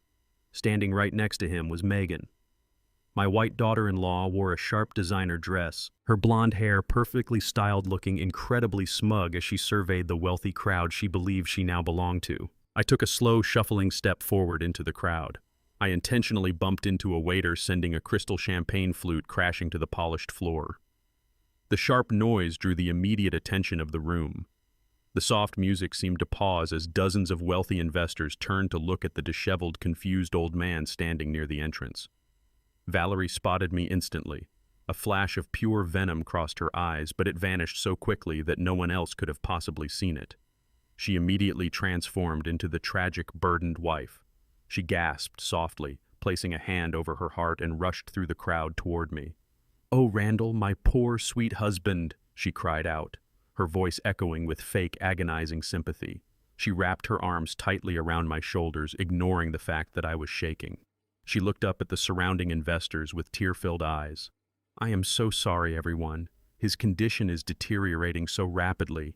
The dementia makes him wander. He gets incredibly confused." I let my jaw hang slightly slack, looking around the room as if I did not recognize a single face. I leaned heavily against Valerie, forcing her to bear my physical weight. Megan walked over her high heels, clicking sharply against the marble floor. She leaned in close to my ear, her floral perfume suffocating me, and whispered with pure malice, "You play your part perfectly, old man, or the FBI gets the files on your daughter tonight." Then she pulled back, plastering a fake, sympathetic smile on her face for the crowd. Jordan refused to even look at me. He stared down at his shoes, taking another large gulp of his whiskey. The guests murmured with deep pity, entirely taken in by Valerie's phenomenal acting. They saw a brilliant tech founder reduced to a pathetic shell cared for by a fiercely loyal family. It was nauseating. Suddenly, the microphone on the elevated stage shrieked with a sharp burst of audio feedback. The crowd quieted down and turned their attention to the front of the room. Leland Thorne stood behind the acrylic podium wearing a perfectly tailored silver suit radiating absolute arrogance. "Ladies and gentlemen," Leland announced, his smooth voice booming through the speakers. "Tonight we are not just celebrating a corporate merger. We are celebrating the future of medical technology. Valerie and her family have made the incredibly difficult yet highly responsible decision to transfer the complete intellectual property of their artificial intelligence firm into my hands. To finalize this historic transition, I invite Valerie and her husband Randall to the table. Valerie gently guided me forward through the parting crowd. I dragged my feet, my left hand shaking violently as we approached the massive mahogany table set up right below the stage. A thick, leather-bound legal contract rested in the center, flanked by two corporate attorneys. Leland stepped down from the stage and walked over to us. He looked at me with a mixture of profound disgust and absolute triumph. His eyes immediately flicked down to my left wrist, verifying that the vintage Rolex watch containing the hardware microchip was still securely strapped to my arm. The digital clock on the wall indicated I had less than 5 minutes left before the hackers breached the final firewall. Leland tapped the heavy paper document. This transfers all patents, all source code, and all physical hardware keys directly to my holding company, he declared loudly so the investors could hear. Valerie immediately picked up a gold pen and signed her name with a sweeping, confident flourish. Leland turned to me. The room fell completely silent. I reached out with a violently trembling hand, pretending to struggle to grasp the gold pen. I dropped it twice onto the mahogany wood. Leland let out a heavy theatrical sigh of manufactured patience. His hands are far too shaky to provide a legally binding signature, Leland announced to the room, turning to his attorneys. The medical proxy already validates the transfer, but we need his physical acknowledgement to release the hardware key. Bring the ink pad. An attorney slid a small black ink pad across the table. A thumbprint will suffice. Randall, Leland commanded, stepping closer to me. Just press your thumb right here on the dotted line. Hand over the watch and you can go home and rest. I stared down at the black ink. I raised my right hand, letting it shake uncontrollably. I extended my thumb, slowly lowering it toward the dark pad. Valerie was holding her breath. Megan was smirking from the front row. Jordan was sweating profusely. I hovered my thumb exactly 1 inch above the ink, drawing the moment out to the absolute maximum limit of human tension. Just as my skin was about to touch the pad, the massive oak doors at the back of the grand ballroom flew completely open, slamming violently against the walls. The loud crash echoed like a gunshot. Everyone in the room turned in shock. A man in a disheveled gray suit stood in the doorway, panting heavily, his face completely drained of color and slick with cold sweat. It was Leland Thorne's lead corporate attorney, the man tasked with finalizing the offshore banking structures. He sprinted down the center aisle of the ballroom, completely ignoring the stunned billionaire investors. He shoved his way past the waiters, waving his hands frantically in the air. "Stop! Do not sign anything," the attorney screamed, his voice cracking with pure, unadulterated panic. He reached the mahogany table and physically snatched the contract away from Leland's hands. Leland's face instantly twisted in furious outrage. "What the hell are you doing?" Leland demanded, grabbing the attorney by the collar of his suit. The attorney shook his head, wildly terrified out of his mind. He pointed a trembling finger directly at Valerie. "She lied to us, Mr. Thorne. The corporate entity Valerie legally controls does not own the artificial intelligence patents. It is a completely empty shell corporation. The company Valerie sold us owns absolutely nothing." The silence in the grand ballroom shattered like a pane of brittle glass. The wealthy investors who had been sipping expensive champagne just moments ago erupted into a frantic frenzy of panicked whispers and loud, aggressive shouting. Leland Thorne dropped the collar of his terrified corporate attorney and spun around to face Valerie. His perfectly styled silver hair fell out of place. His face turned a dangerous mottled red, completely devoid of its usual smooth, predatory arrogance. He lunged across the short distance between them and grabbed Valerie violently by her upper arms. His fingers dug deeply into the expensive silk of her black evening gown. "What did you do?" Leland roared, his voice echoing violently through the cavernous space. "Where are the patents? Where is the source code?" Valerie gasped in genuine physical shock, her eyes wide with absolute terror as she struggled helplessly against his bruising grip. "I do not know what he is talking about," she shrieked, looking frantically around the chaotic room for any sign of help. "I own the company. My name is on the incorporation papers. I signed the transfer documents." The sweating attorney shook his head desperately from the back of the room, waving his hands to get Leland's attention. "You own the corporate entity, but the entity does not own the intellectual property," the attorney yelled over the noise of the panicking crowd. "I just received the expedited emergency audit from the federal registrar. Your company has been leasing the software from a third party holding trust for the last 15 years. You sold us an empty box." Leland let out a furious yell and threw Valerie backward. She stumbled awkwardly in her designer high heels and fell hard against the polished mahogany table, knocking the fraudulent, useless contract onto the marble floor. Jordan finally snapped out of his drunken cowardice and stepped forward to defend his mother. But one of Leland's private security contractors immediately shoved a massive hand against his chest, stopping my son dead in his tracks. Megan backed away slowly into the crowd, her face completely pale, realizing her golden ticket to high society was rapidly disintegrating before her very eyes. The entire ballroom descended into absolute pandemonium. The billionaire investors were now shouting into their cell phones, frantically calling their own legal teams to pull their money out of Thorne's massive holding company before the scandal hit the morning news. Leland paced back and forth near the stage like a caged, violent animal. His breathing was heavy and ragged. He turned his furious gaze directly toward me. He still thought I was a broken, demented old man. He thought Valerie had orchestrated some incredibly complex double-cross to steal his money and keep the patents for herself. He stepped aggressively into my personal space, towering over my stooped posture. "Where is the real owner of the software?" Leland demanded, pointing a shaking finger directly at my face. "Who has the actual legal rights to the artificial intelligence?" I looked down at my violently shaking right hand. I took a deep, steadying breath, filling my lungs with the cool air of the ballroom. Then I simply stopped shaking. The severe manufactured tremors vanished instantly. The confused, hollow look in my eyes sharpened into the cold, calculated stare of a man who had successfully engineered an impenetrable system. I straightened my spine, pulling my shoulders back and standing up to my full height. The pathetic, stooped posture of the dementia-ridden old man evaporated completely. I looked Leland Thorne directly in his eyes, refusing to back down a single inch. "The real owner is standing right in front of you," I stated, my voice ringing out clear, steady, and incredibly powerful over the chaotic noise of the room. Valerie let out a strangled gasp from her position against the mahogany table. Jordan stared at me as if I had just risen from the dead, his jaw hanging completely slack. 15 years ago, I realized my wife was driven by a completely insatiable greed.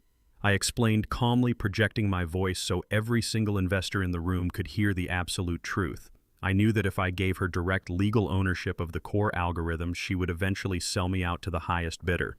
So before the company was officially incorporated, I placed every single line of code, every patent, and every piece of intellectual property into an irrevocable blind trust located in Geneva. I made myself the sole beneficiary of that trust. I allowed Valerie to register the corporate entity in her name to satisfy her massive ego. But her company was nothing more than a hollow shell. For 15 years, her corporation has been secretly paying licensing fees to my blind trust just to legally use the software I created. She never owned the artificial intelligence. She only owned the temporary right to borrow it. Valerie's face drained of all color. She raised a shaking hand to her mouth, her eyes darting frantically around the room as the wealthy guests stared at her in absolute disgust. "You let me believe I was the boss for 15 years, she whispered, her voice cracking with profound, crushing humiliation. "I let you believe exactly what you needed to believe to keep my assets safe from your inevitable betrayal," I replied coldly. "You tried to sell a house you were only renting, and you, Leland, were arrogant enough to buy it without checking the actual deed." The entire room fell completely silent again. The investors stared at Leland Thorne, realizing the great corporate shark had just been thoroughly humiliated and financially outmaneuvered by a 68-year-old software engineer. Leland stood perfectly still for a long, agonizing moment. His face was entirely unreadable. Then a low, dark chuckle rumbled deep in his chest. The chuckle quickly grew into a harsh, echoing laugh that sent a sharp chill down my spine. He reached into the inside pocket of his tailored silver suit jacket and pulled out a folded piece of heavy legal paper.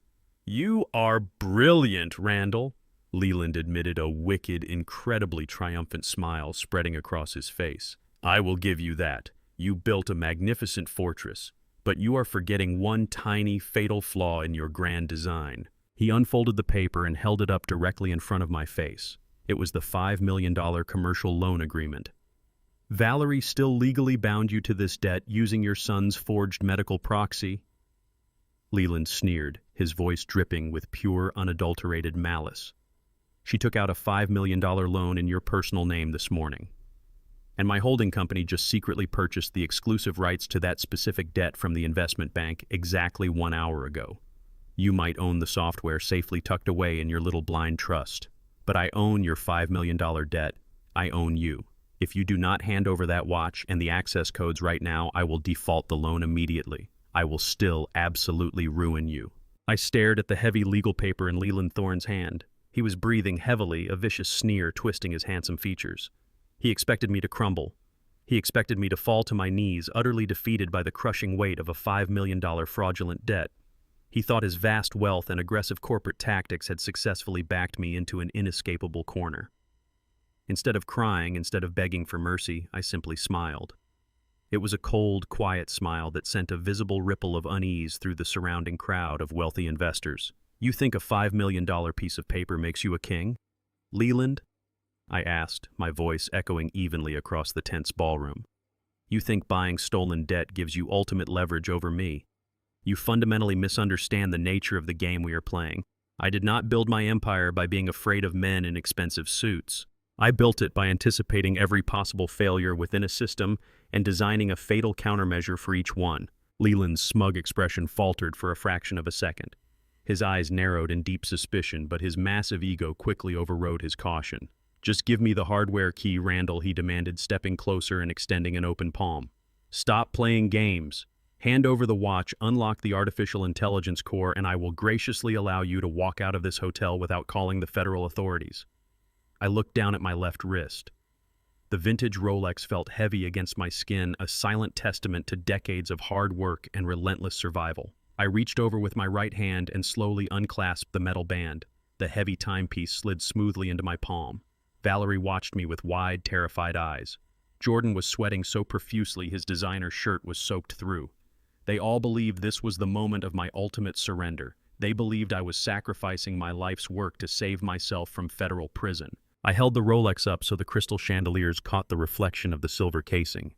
I pressed a tiny, perfectly concealed mechanism near the winding crown. With a soft mechanical click, the bottom half of the watch face slid open, revealing a sleek, customized USB connector seamlessly integrated into the metal chassis. Leland let out a heavy sigh of profound relief. He actually smiled, believing he had finally won the war.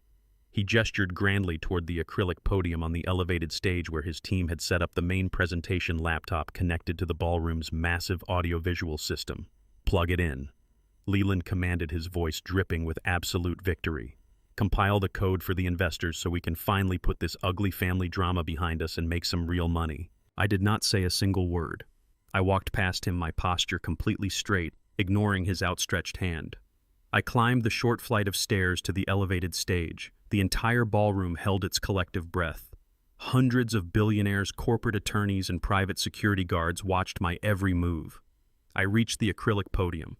The presentation laptop was open, displaying the sleek logo of Leland's holding company on the massive projection screens hanging behind the stage. I took the modified Rolex watch, lined up the hidden connector, and pushed it firmly into the universal serial bus port of the machine. Leland Thorne turned back to the crowd, spreading his arms wide in a theatrical gesture of ultimate triumph. "Ladies and gentlemen," he announced proudly, "prepare to witness the activation of the most advanced artificial intelligence core in the history of modern medicine." He turned back to the massive projection screens, fully expecting to see cascading lines of green code and the complex neural network interface I had spent years designing. The massive screens flickered violently, but instead of unlocking the artificial intelligence, the screens went completely black. A bright white audio waveform suddenly appeared in the center of the dark displays. The speakers in the grand ballroom, calibrated for concert-grade acoustics, cracked to life. I had not plugged in the hardware key for the software. I had plugged in a highly encrypted digital recording I extracted directly from the smart home servers when I hacked Jordan and Megan's house the previous night. Every modern luxury home records voice commands, but I had secretly programmed the central hub to archive all ambient conversations in the master bedroom for security purposes. A crystal-clear, highly amplified voice echoed through the massive ballroom. It was Valerie. Her voice was sharp, impatient, and laced with absolute malice. "We need him declared incompetent today." Valerie's recorded voice demanded, her words bouncing off the crystal chandeliers. "The $5 million loan has to clear the bank before the merger tomorrow night. If Randall finds out I am selling the company to Leland, he will freeze the accounts and lock us out completely." A second later, Megan's voice filled the room, sounding incredibly arrogant and completely unbothered by the sheer magnitude of the crime. "Relax," Valerie Megan's recorded voice replied smoothly. "I already stole the chief neurologist's digital signature pad. The stage 2 dementia diagnosis is officially filed in the federal medical database. Randall is legally a ghost as of this morning. He cannot do anything to stop the bank transfer. Just make sure Leland Thorne wires me my $50,000 consultation fee by tonight. I am not risking my medical license for free." The audio waveform flatlined and the ballroom descended into a state of absolute paralyzed shock. The silence was so profound it felt physically crushing. The wealthy investors stared at the black screens, their mouths hanging open in pure disbelief. The reality of the situation crashed down upon the room like a concrete vault. There was no brilliant corporate strategy. There was no legitimate business merger. They had just witnessed undeniable recorded proof of a massive criminal conspiracy involving medical forgery, corporate embezzlement, and severe elder abuse. Leland Thorne stood frozen near the edge of the stage, his arms still slightly raised, his face completely drained of blood. He realized instantly that I had not just destroyed his multi-million-dollar deal. I had publicly exposed him as a co-conspirator in a federal racketeering scheme. The crushing silence lasted for exactly 10 seconds before the sheer panic finally set in. Megan took a rapid, terrified step backward. Her arrogant smirk had completely vanished, replaced by the wide-eyed, frantic expression of a trapped animal. She looked around the room, seeing the sheer disgust on the faces of the wealthy socialites she had desperately wanted to impress. She realized with absolute certainty that she was going to lose her medical license and spend the next decade in a federal prison. Her survival instinct immediately overrode her loyalty. She pointed a violently shaking finger directly at her husband's chest. "I did not want to do it," Megan screamed, her voice cracking hysterically over the rising murmurs of the crowd. "It was his idea. Jordan made me forge the clinic stamps. He threatened to divorce me and leave me completely broke if I did not help him steal the loan money." Jordan turned a dark shade of purple. His cowardice instantly morphed into explosive, vicious rage. "You lying gold digger," Jordan roared, lunging toward his wife with his hands outstretched. "You demanded the $50,000 from Leland. You typed the diagnosis yourself." Valerie rushed forward desperately, trying to physically separate her son and her daughter-in-law, screaming at them to shut up before they confessed to anything else. But the damage was already permanently done. The united front of my treacherous family completely shattered, devolving into a vicious, public screaming match as they violently tore each other apart on the ballroom floor. I stood perfectly still behind the acrylic podium on the elevated stage, watching the absolute destruction of my treacherous family. Valerie was shrieking at Jordan, her carefully cultivated image of the elegant tech executive completely shattered. Jordan was screaming back, his face bright red, desperately trying to physically distance himself from Megan. My white daughter-in-law was sobbing hysterically, realizing her pristine medical career was entirely over. The wealthy investors, the very people Valerie had tried so desperately to impress, looked at them with a mixture of profound horror and absolute disgust. They were actively backing away, pulling out their phones to instruct their brokers to immediately sever all ties with Leland Thorne and his holding companies. The entire ballroom had devolved into a massive, uncontrolled panic. But while the crowd focused on the screaming match happening in front of the mahogany table, my eyes sought out the true architect of the hostile takeover. Leland Thorne was not shouting. He was not trying to defend himself or salvage the broken merger. He was a seasoned corporate predator, and he recognized immediately that the trap had snapped completely shut. The recorded audio from the Rolex watch had permanently destroyed his carefully crafted public image. He had been caught red-handed conspiring in medical forgery, corporate embezzlement, and the hostile theft of intellectual property. He knew the investors were already abandoning him. He knew the federal authorities would be dissecting his shell corporations by morning.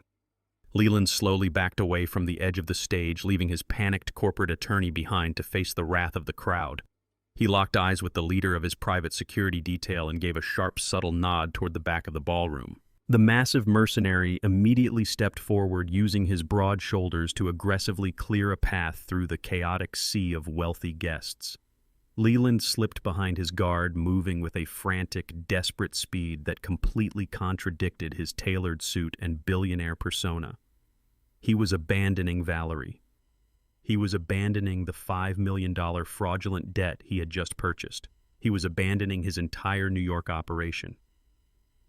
I watched him closely from the stage. I knew exactly what his emergency protocol entailed. He was heading for the restricted kitchen service corridors. He planned to slip out through the loading dock, jump into a waiting armored vehicle, and head straight for a private airstrip. Once he crossed international airspace, his massive offshore wealth would protect him from any American legal jurisdiction. He would hide in a country without an extradition treaty, living out his days in extreme luxury while my family burned in federal prison for the crimes he orchestrated. He reached the heavy dark velvet curtains concealing the rear exits of the ballroom. He pushed them aside violently, his face slick with a cold, terrified sweat. He believed he had successfully escaped the fallout. He believed his vast fortune made him completely untouchable. Leland shoved his way through the heavy swinging wooden doors leading into the stainless steel commercial kitchen. He took exactly 2 rapid steps forward before he was forced to come to an immediate, violently abrupt halt. Standing perfectly still in the center of the narrow corridor, completely blocking his path to the loading dock, was Carmen. She was no longer hiding in the shadows of a dim restaurant booth. She stood tall in her sharp navy blue federal suit, clutching her heavy classified briefcase, flanked by 2 highly intimidating armed federal marshals. Leland stopped dead in his tracks. His private security contractor took one look at the federal badges hanging around the marshals' necks and immediately stepped backward, raising his hands in the air and completely abandoning his billionaire boss. "Get out of my way!" Leland snarled, his voice vibrating with absolute panic. "Do you have any idea who I am? I can buy this entire hotel and fire every single person in it." Carmen did not flinch. She simply offered him a cold, incredibly predatory smile. "I know exactly who you are, Mr. Thorne," she replied, her voice echoing sharply against the stainless steel appliances. "I am Senior Investigative Auditor Carmen Ramirez with the Securities and Exchange Commission. We met briefly at Le Bernardin, though you were far too busy stealing from a brilliant man to notice me." Leland's face drained of all remaining color.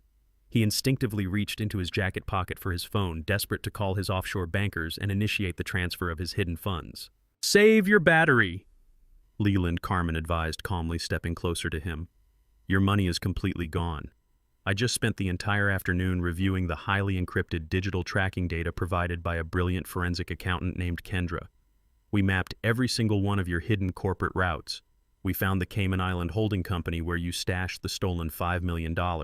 We also found the other $40 million you have been illegally sheltering from the federal government for the past decade. Exactly 60 seconds ago, a federal judge signed a highly classified emergency injunction. We executed a total instantaneous financial freeze on every single account associated with your name, your proxy companies, and your offshore aliases. You cannot access a single penny. You are completely, utterly, and permanently broke." Leland Thorne stared at her, his jaw dropping open in absolute paralyzed horror. The immense wealth that had shielded him from the consequences of his actions for his entire adult life had just evaporated into thin air in a matter of seconds. He was no longer a powerful venture capitalist. He was just a desperate criminal in an expensive suit. Before he could even attempt to process the catastrophic reality of his financial ruin, a deafening sound pierced the cold New York night. The distinct aggressive wail of dozens of police sirens echoed loudly from the streets outside the luxury hotel. The flashing red and blue lights reflected wildly against the high windows of the grand ballroom. The heavy main entrance doors of the ballroom burst open once again. This time it was not a panicked corporate attorney. A massive team of federal agents wearing dark jackets with the bold yellow letters representing the Federal Bureau of Investigation printed across the back stormed directly into the room. Right behind them marched strict investigators from the State Medical Licensing Board. The crowd of wealthy investors parted instantly, completely terrified by the overwhelming federal presence. The agents marched directly toward the stage area with absolute unwavering purpose. 2 agents grabbed a hysterically crying Megan, pulling her arms behind her back and loudly slapping heavy steel handcuffs onto her wrists for medical fraud. Simultaneously, the federal marshals in the kitchen corridor grabbed Leland Thorne, slamming him face first against the stainless steel wall and locking him in iron restraints. The dominoes had finally fallen. The federal agents moved with absolute terrifying efficiency. As Megan was dragged away screaming into the kitchen corridor, her pristine medical career permanently reduced to ashes. 2 more armed investigators from the Federal Bureau of Investigation turned their attention toward the center of the ballroom. They locked their eyes directly on Valerie and Jordan. The catastrophic reality of federal prison finally crashed down upon my wife and my son. The arrogant, untouchable facade they had aggressively maintained for months completely evaporated in the span of 3 seconds. Valerie looked at the approaching agents, her eyes widening with a primal, suffocating fear. She looked desperately toward the back exit, but Leland Thorne was already being hauled out in heavy iron restraints by the federal marshals. There was no billionaire savior left to protect her.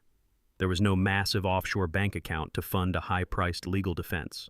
The trap had closed, and she was completely caught in the steel jaws. Valerie let out a desperate, guttural sob that sounded entirely unrecognizable from the polished, calculating tech executive she had pretended to be all evening. She threw herself forward, completely ignoring the stunned billionaire investors who were watching her every single move. She dropped heavily onto her knees right on the polished marble floor, her expensive black evening gown tearing violently against the sharp edge of a shattered champagne flute. She crawled across the short distance between us, her hands shaking uncontrollably as she violently grabbed the hem of my tailored suit jacket. "Randall, please," she wailed, her expensive makeup running down her face in thick, dark streaks. "Please do not let them take me away. Tell them it was a massive misunderstanding. Tell them I was tricked and manipulated by Leland. We have been married for 30 years, Randall. 3 decades of my life I gave to you. We built this company and this family together from nothing. You cannot just stand there and watch the mother of your only child go to a federal penitentiary.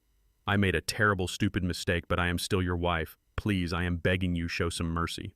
Right beside her, Jordan completely collapsed under the crushing weight of his own consequences. The son I had raised, the boy I had sacrificed my own health and my youth to provide for, fell to his knees and grabbed my other leg. He was weeping hysterically, his tears soaking deeply into the fabric of my trousers. "Dad, I am so incredibly sorry," Jordan sobbed, his voice cracking with sheer, unadulterated terror. "Megan manipulated me. She got inside my head and poisoned me against you. She told me we were going to be completely broke and homeless if I did not sign that banking proxy. I did not want to steal the company from you. I swear to God, I never wanted to hurt you. You are my father. I am your only son. Blood is thicker than water, Dad. You have to protect me from them. Please tell the federal agents I was heavily coerced. Do not let them lock me inside a concrete cell." The sheer pathetic nature of their begging echoed loudly across the grand ballroom. The armed federal agents paused their advance just a few feet away, holding their positions out of standard protocol, waiting respectfully to see if the primary victim of this massive racketeering conspiracy would actually intervene on behalf of his own flesh and blood.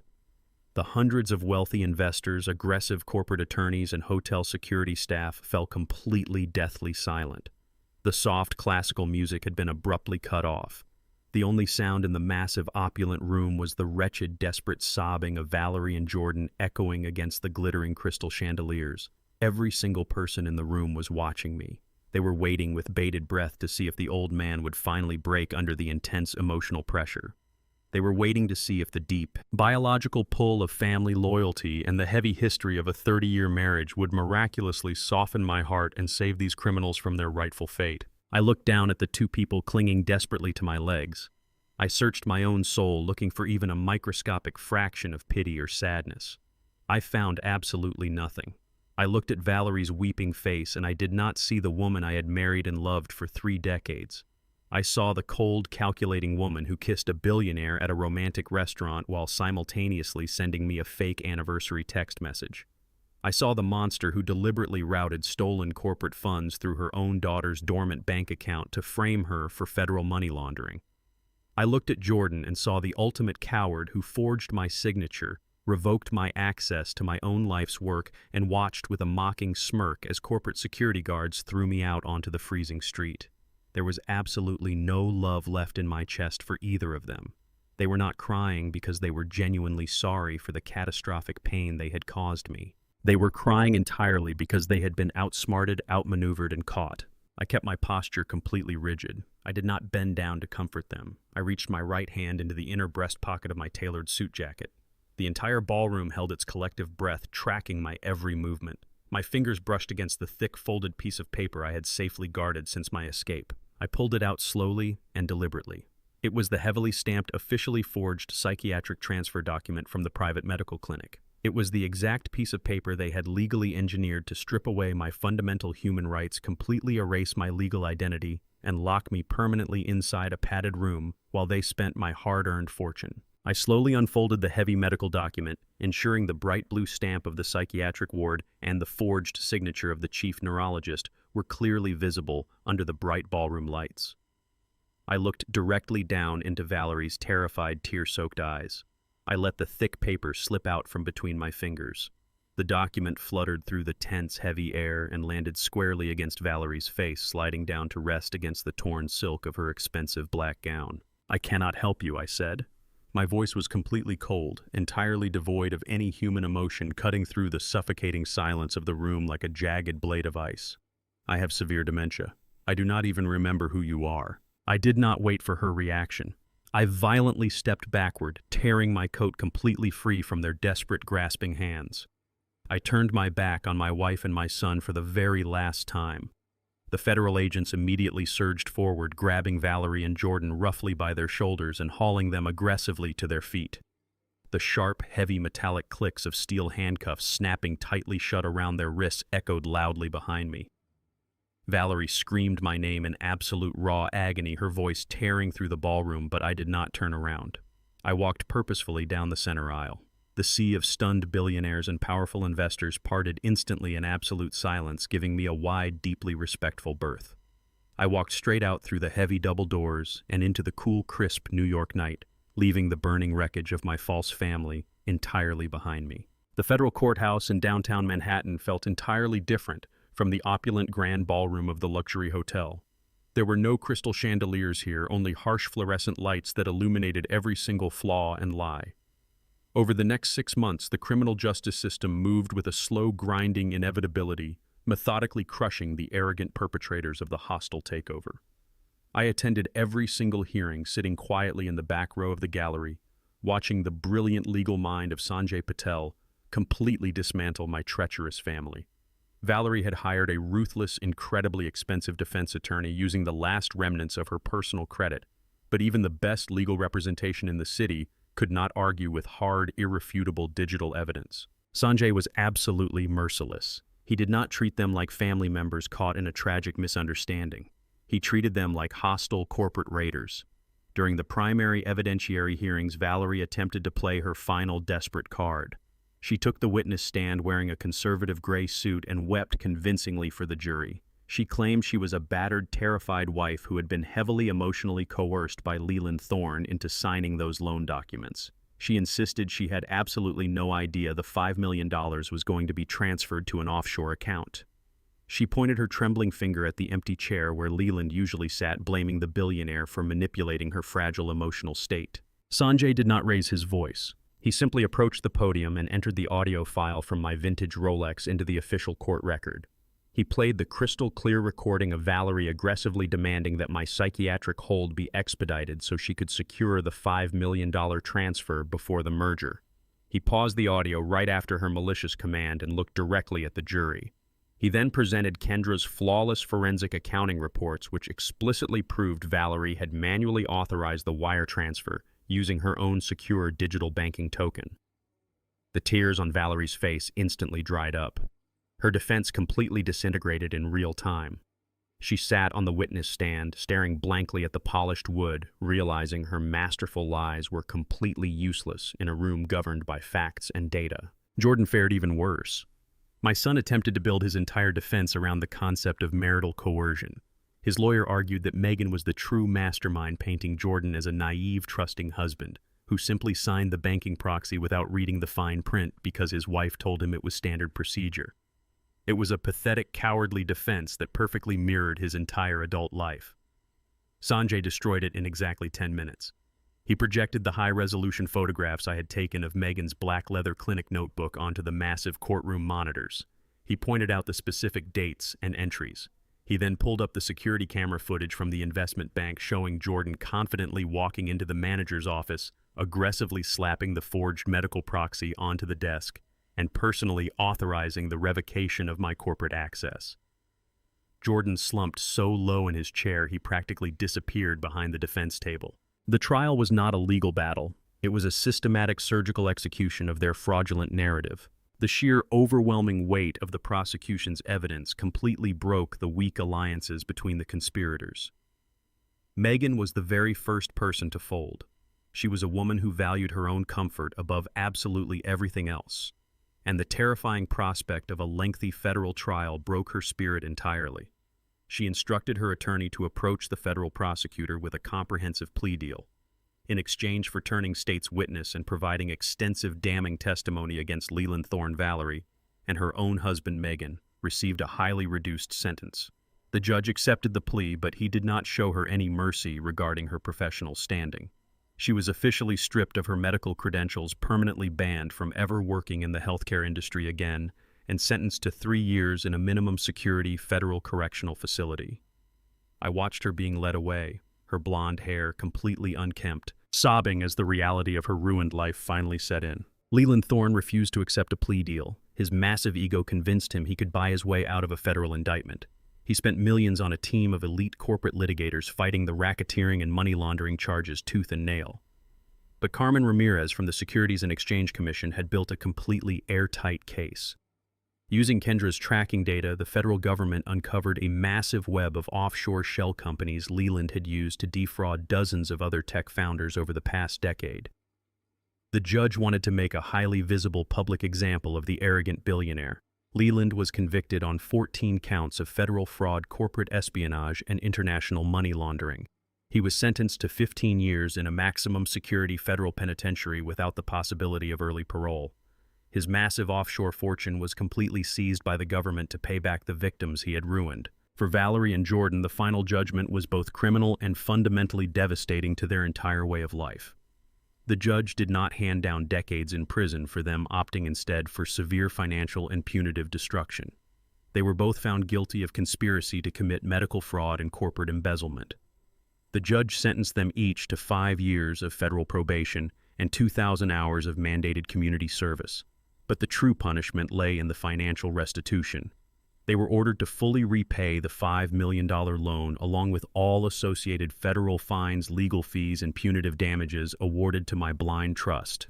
Since their offshore accounts had been seized, the court immediately ordered the complete liquidation of their personal assets. The sprawling colonial estate Valerie loved so much was repossessed and sold at public auction. Jordan's collection of expensive Italian sports cars was seized by federal marshals. Their designer clothes, their jewelry, and their luxury furniture were completely stripped away. They were left with absolutely nothing but the clothes on their backs and a massive mountain of insurmountable debt. I sat perfectly still in the very back row of the heavy wooden gallery as the final gavel fell with a loud, definitive crack. The courtroom began to empty. The federal bailiffs moved in to escort the defendants to the holding cells for processing. Jordan stood up, his hands cuffed tightly in front of him. He turned his head and looked directly across the vast courtroom, his terrified, bloodshot eyes locking onto mine. He opened his mouth perhaps to offer one final desperate apology or to beg for financial help. I did not give him the opportunity. I simply broke eye contact, completely dismissing his existence. Valerie did not even try to look at me. She kept her head bowed deeply, her shoulders shaking violently as the bailiff guided her toward the heavy steel door. I watched them being led away into the dark corridors of the criminal justice system. I expected to feel a massive surge of triumphant joy. I expected to feel the warm, satisfying glow of ultimate vengeance. But sitting there in the quiet courtroom, I felt absolutely no joy at all. There was no celebration in watching your own family completely destroy themselves through sheer, unadulterated greed. My heart was entirely steady. My mind was completely clear. I felt only the cold, precise, and absolute satisfaction of a software engineer who had finally located a deeply corrupted piece of code. I had identified the malicious virus that was actively destroying my life. I had isolated it, and I had permanently deleted it from the system. The operation was entirely successful. I stood up, buttoned my tailored suit jacket, and walked out of the federal courthouse into the bright, warm sunlight of a brand new day. 6 months after the federal gavel fell, the brutal reality of their new lives had permanently settled in for my former family. The winter snow had melted, giving way to the sweltering heat of a New York summer, but the cold consequences of their betrayal remained absolute. I hired a private investigator to keep a distant, completely discreet eye on them. I did this not out of any lingering affection or misplaced paternal concern, but to ensure they never attempted to violate the strict financial terms of their federal probation. The detailed reports I received every single month were a masterclass in poetic justice. Valerie, the woman who had spent the last decade wearing custom silk dresses, dripping in expensive diamonds, and demanding absolute obedience from highly paid corporate vice presidents, was now wearing a stiff, heavy blue uniform. The massive financial restitution ordered by the court had completely wiped out her savings and destroyed her credit, forcing her to take the only job willing to hire a convicted corporate felon with zero actual marketable skills. She was working the graveyard shift as a commercial janitor. The cruelest part of her punishment was the specific location. The commercial cleaning contracting company had assigned her to maintain the exact same towering glass corporate headquarters she used to run. Every single night she had to push a heavy yellow mop bucket across the polished marble lobby where she had once walked in expensive designer high heels. She had to meticulously empty the trash cans in the executive boardrooms where she used to sit at the head of the mahogany table. The private investigator sent me a high-resolution photograph capturing her new reality. Valerie was on her hands and knees aggressively scrubbing a dark coffee stain out of the carpet directly outside her old corner office. Her perfectly manicured nails were permanently ruined, her hands raw red and heavily blistered from the constant exposure to harsh industrial cleaning chemicals. The spa treatments and luxury vacations were completely gone, replaced by the relentless ache of manual labor. Occasionally, former colleagues and junior executives she used to ruthlessly bully would walk past her while working late in the hallways. They did not stop to say hello. They did not offer a sympathetic smile. They simply looked right through her as if she were completely invisible, stepping around her wet floor signs without a second thought. She had become a ghost haunting the very empire she had tried to steal. Jordan did not fare any better under the crushing weight of his own consequences. The exact moment the federal judge ordered the complete liquidation of their personal assets, Megan immediately filed for a ruthless, highly publicized divorce from behind the concrete walls of her minimum security prison facility. She officially abandoned him publicly, blaming him for destroying her pristine medical career and leaving him with nothing but legal bills. Left entirely alone, completely broke, and carrying the permanent, highly visible stigma of a federal fraud conviction, Jordan was forced to move into a tiny, rundown apartment in a dangerous, neglected neighborhood. The corporate world completely blacklisted him. No respectable firm would ever trust a man who forged a medical proxy to steal from his own father. The only place willing to hire a man with his specific criminal record and lack of genuine work ethic was a fast food franchise on the industrial edge of the city. The spoiled boy who used to aggressively complain if his luxury Italian sports car was not detailed properly was now standing over a blistering hot grease fryer for 10 grueling hours a day. He came home every single night smelling heavily of rancid cooking oil and stale French fries. He earned a basic minimum wage under the incredibly strict supervision of a 19-year-old manager who constantly yelled at him for being too slow on the assembly line. The hot grease popped and burned his forearms, leaving permanent red scars on the skin that used to wear custom-tailored suits. He had traded a massive $5 million inheritance and a life of total security for a daily routine of perpetual, incredibly greasy exhaustion. While they were actively drowning in the miserable consequences of their own unadulterated greed, I was busy building a brand new empire.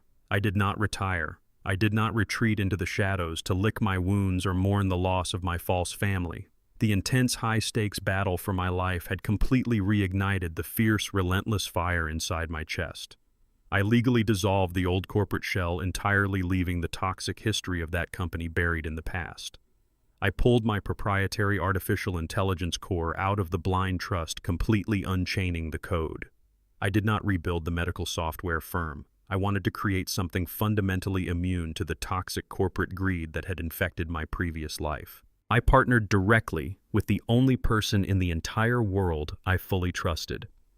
Kendra and I officially launched a highly advanced educational technology firm.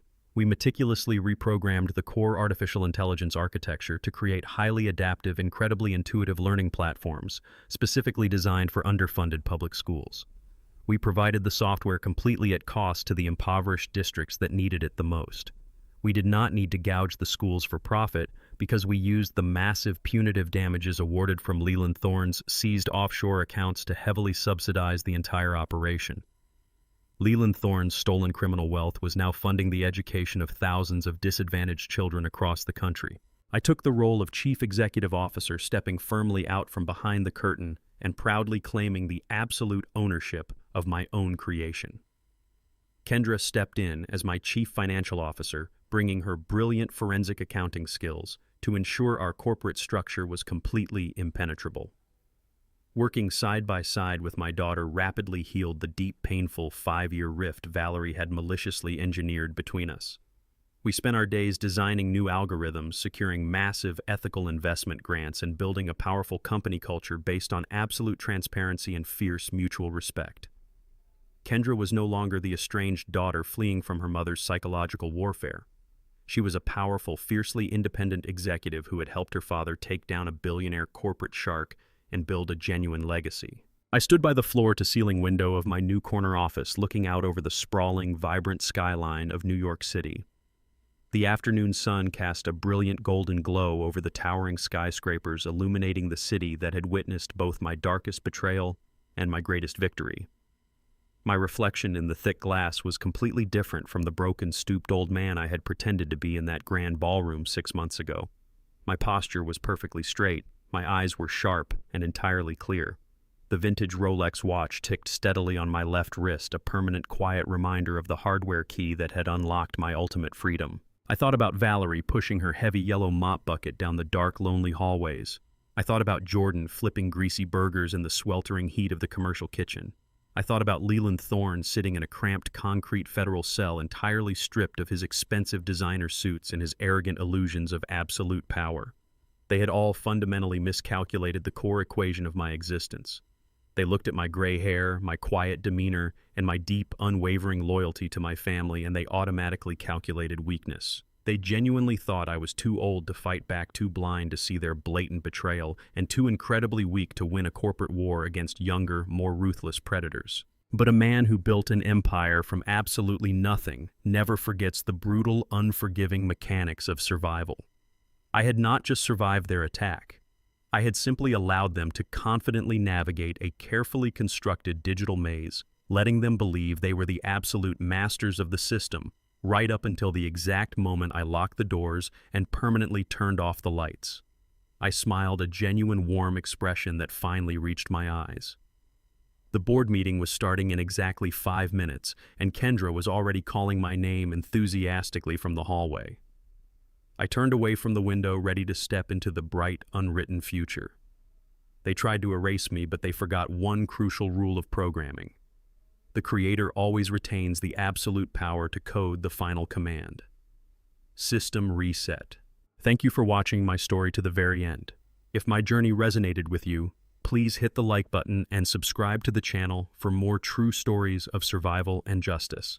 Have you ever had to walk away from toxic family members to protect your own peace and reclaim your life? Let me know down in the comments section below. Always remember to protect your peace, guard your boundaries, and never let anyone convince you that your time has passed. Stay strong, and I will see you in the next video. Exactly 1 year after the final gavel fell in the federal courthouse, our new educational technology firm reached a massive national milestone.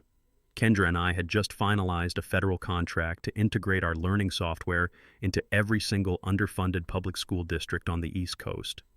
We were changing millions of lives. To celebrate the achievement, I took my daughter out for a quiet, elegant lunch at a highly exclusive restaurant in the financial district. It was a beautiful, crisp autumn afternoon. The city felt vibrant and full of endless possibilities.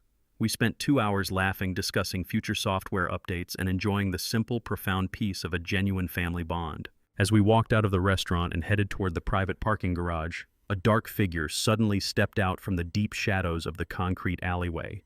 My private security detail instantly moved forward to intercept the threat, but I raised my hand to stop them.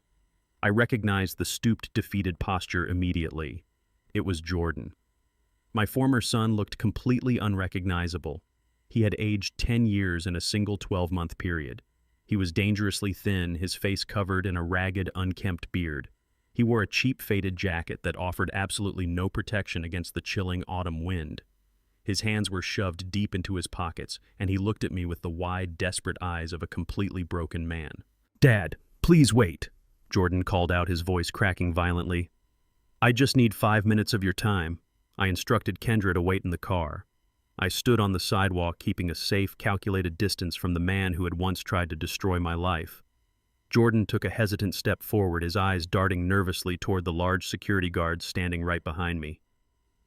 "I am getting evicted tomorrow morning, Dad," he practically begged, the words tumbling out of his mouth in a frantic rush. "I lost the job at the fast food restaurant. The manager fired me because I was always exhausted. My landlord is throwing all my things out onto the street. I have absolutely nowhere to go. Megan ruined my life. Mom manipulated me. I was just a pawn in their sick game. I just need $10,000. It is absolute pocket change for you now. Just a small loan to get me back on my feet. I promise I will pay you back every single cent. I stood perfectly still, letting his pathetic, desperate excuses wash over me. He had spent an entire year living in the miserable reality of his own actions, and he had learned absolutely nothing. He was still aggressively blaming everyone else for his choices. He was still expecting me to swoop in and rescue him from the consequences of his own cowardice. I looked him directly in the eyes. The biological connection between us felt completely dead, severed permanently by the sharp blade of his betrayal. "You are not a victim, Jordan," I stated, my voice completely flat and entirely devoid of any paternal warmth. "You were a grown man who actively forged my medical records and gladly handed me over to a psychiatric transport van so you could buy another luxury sports car.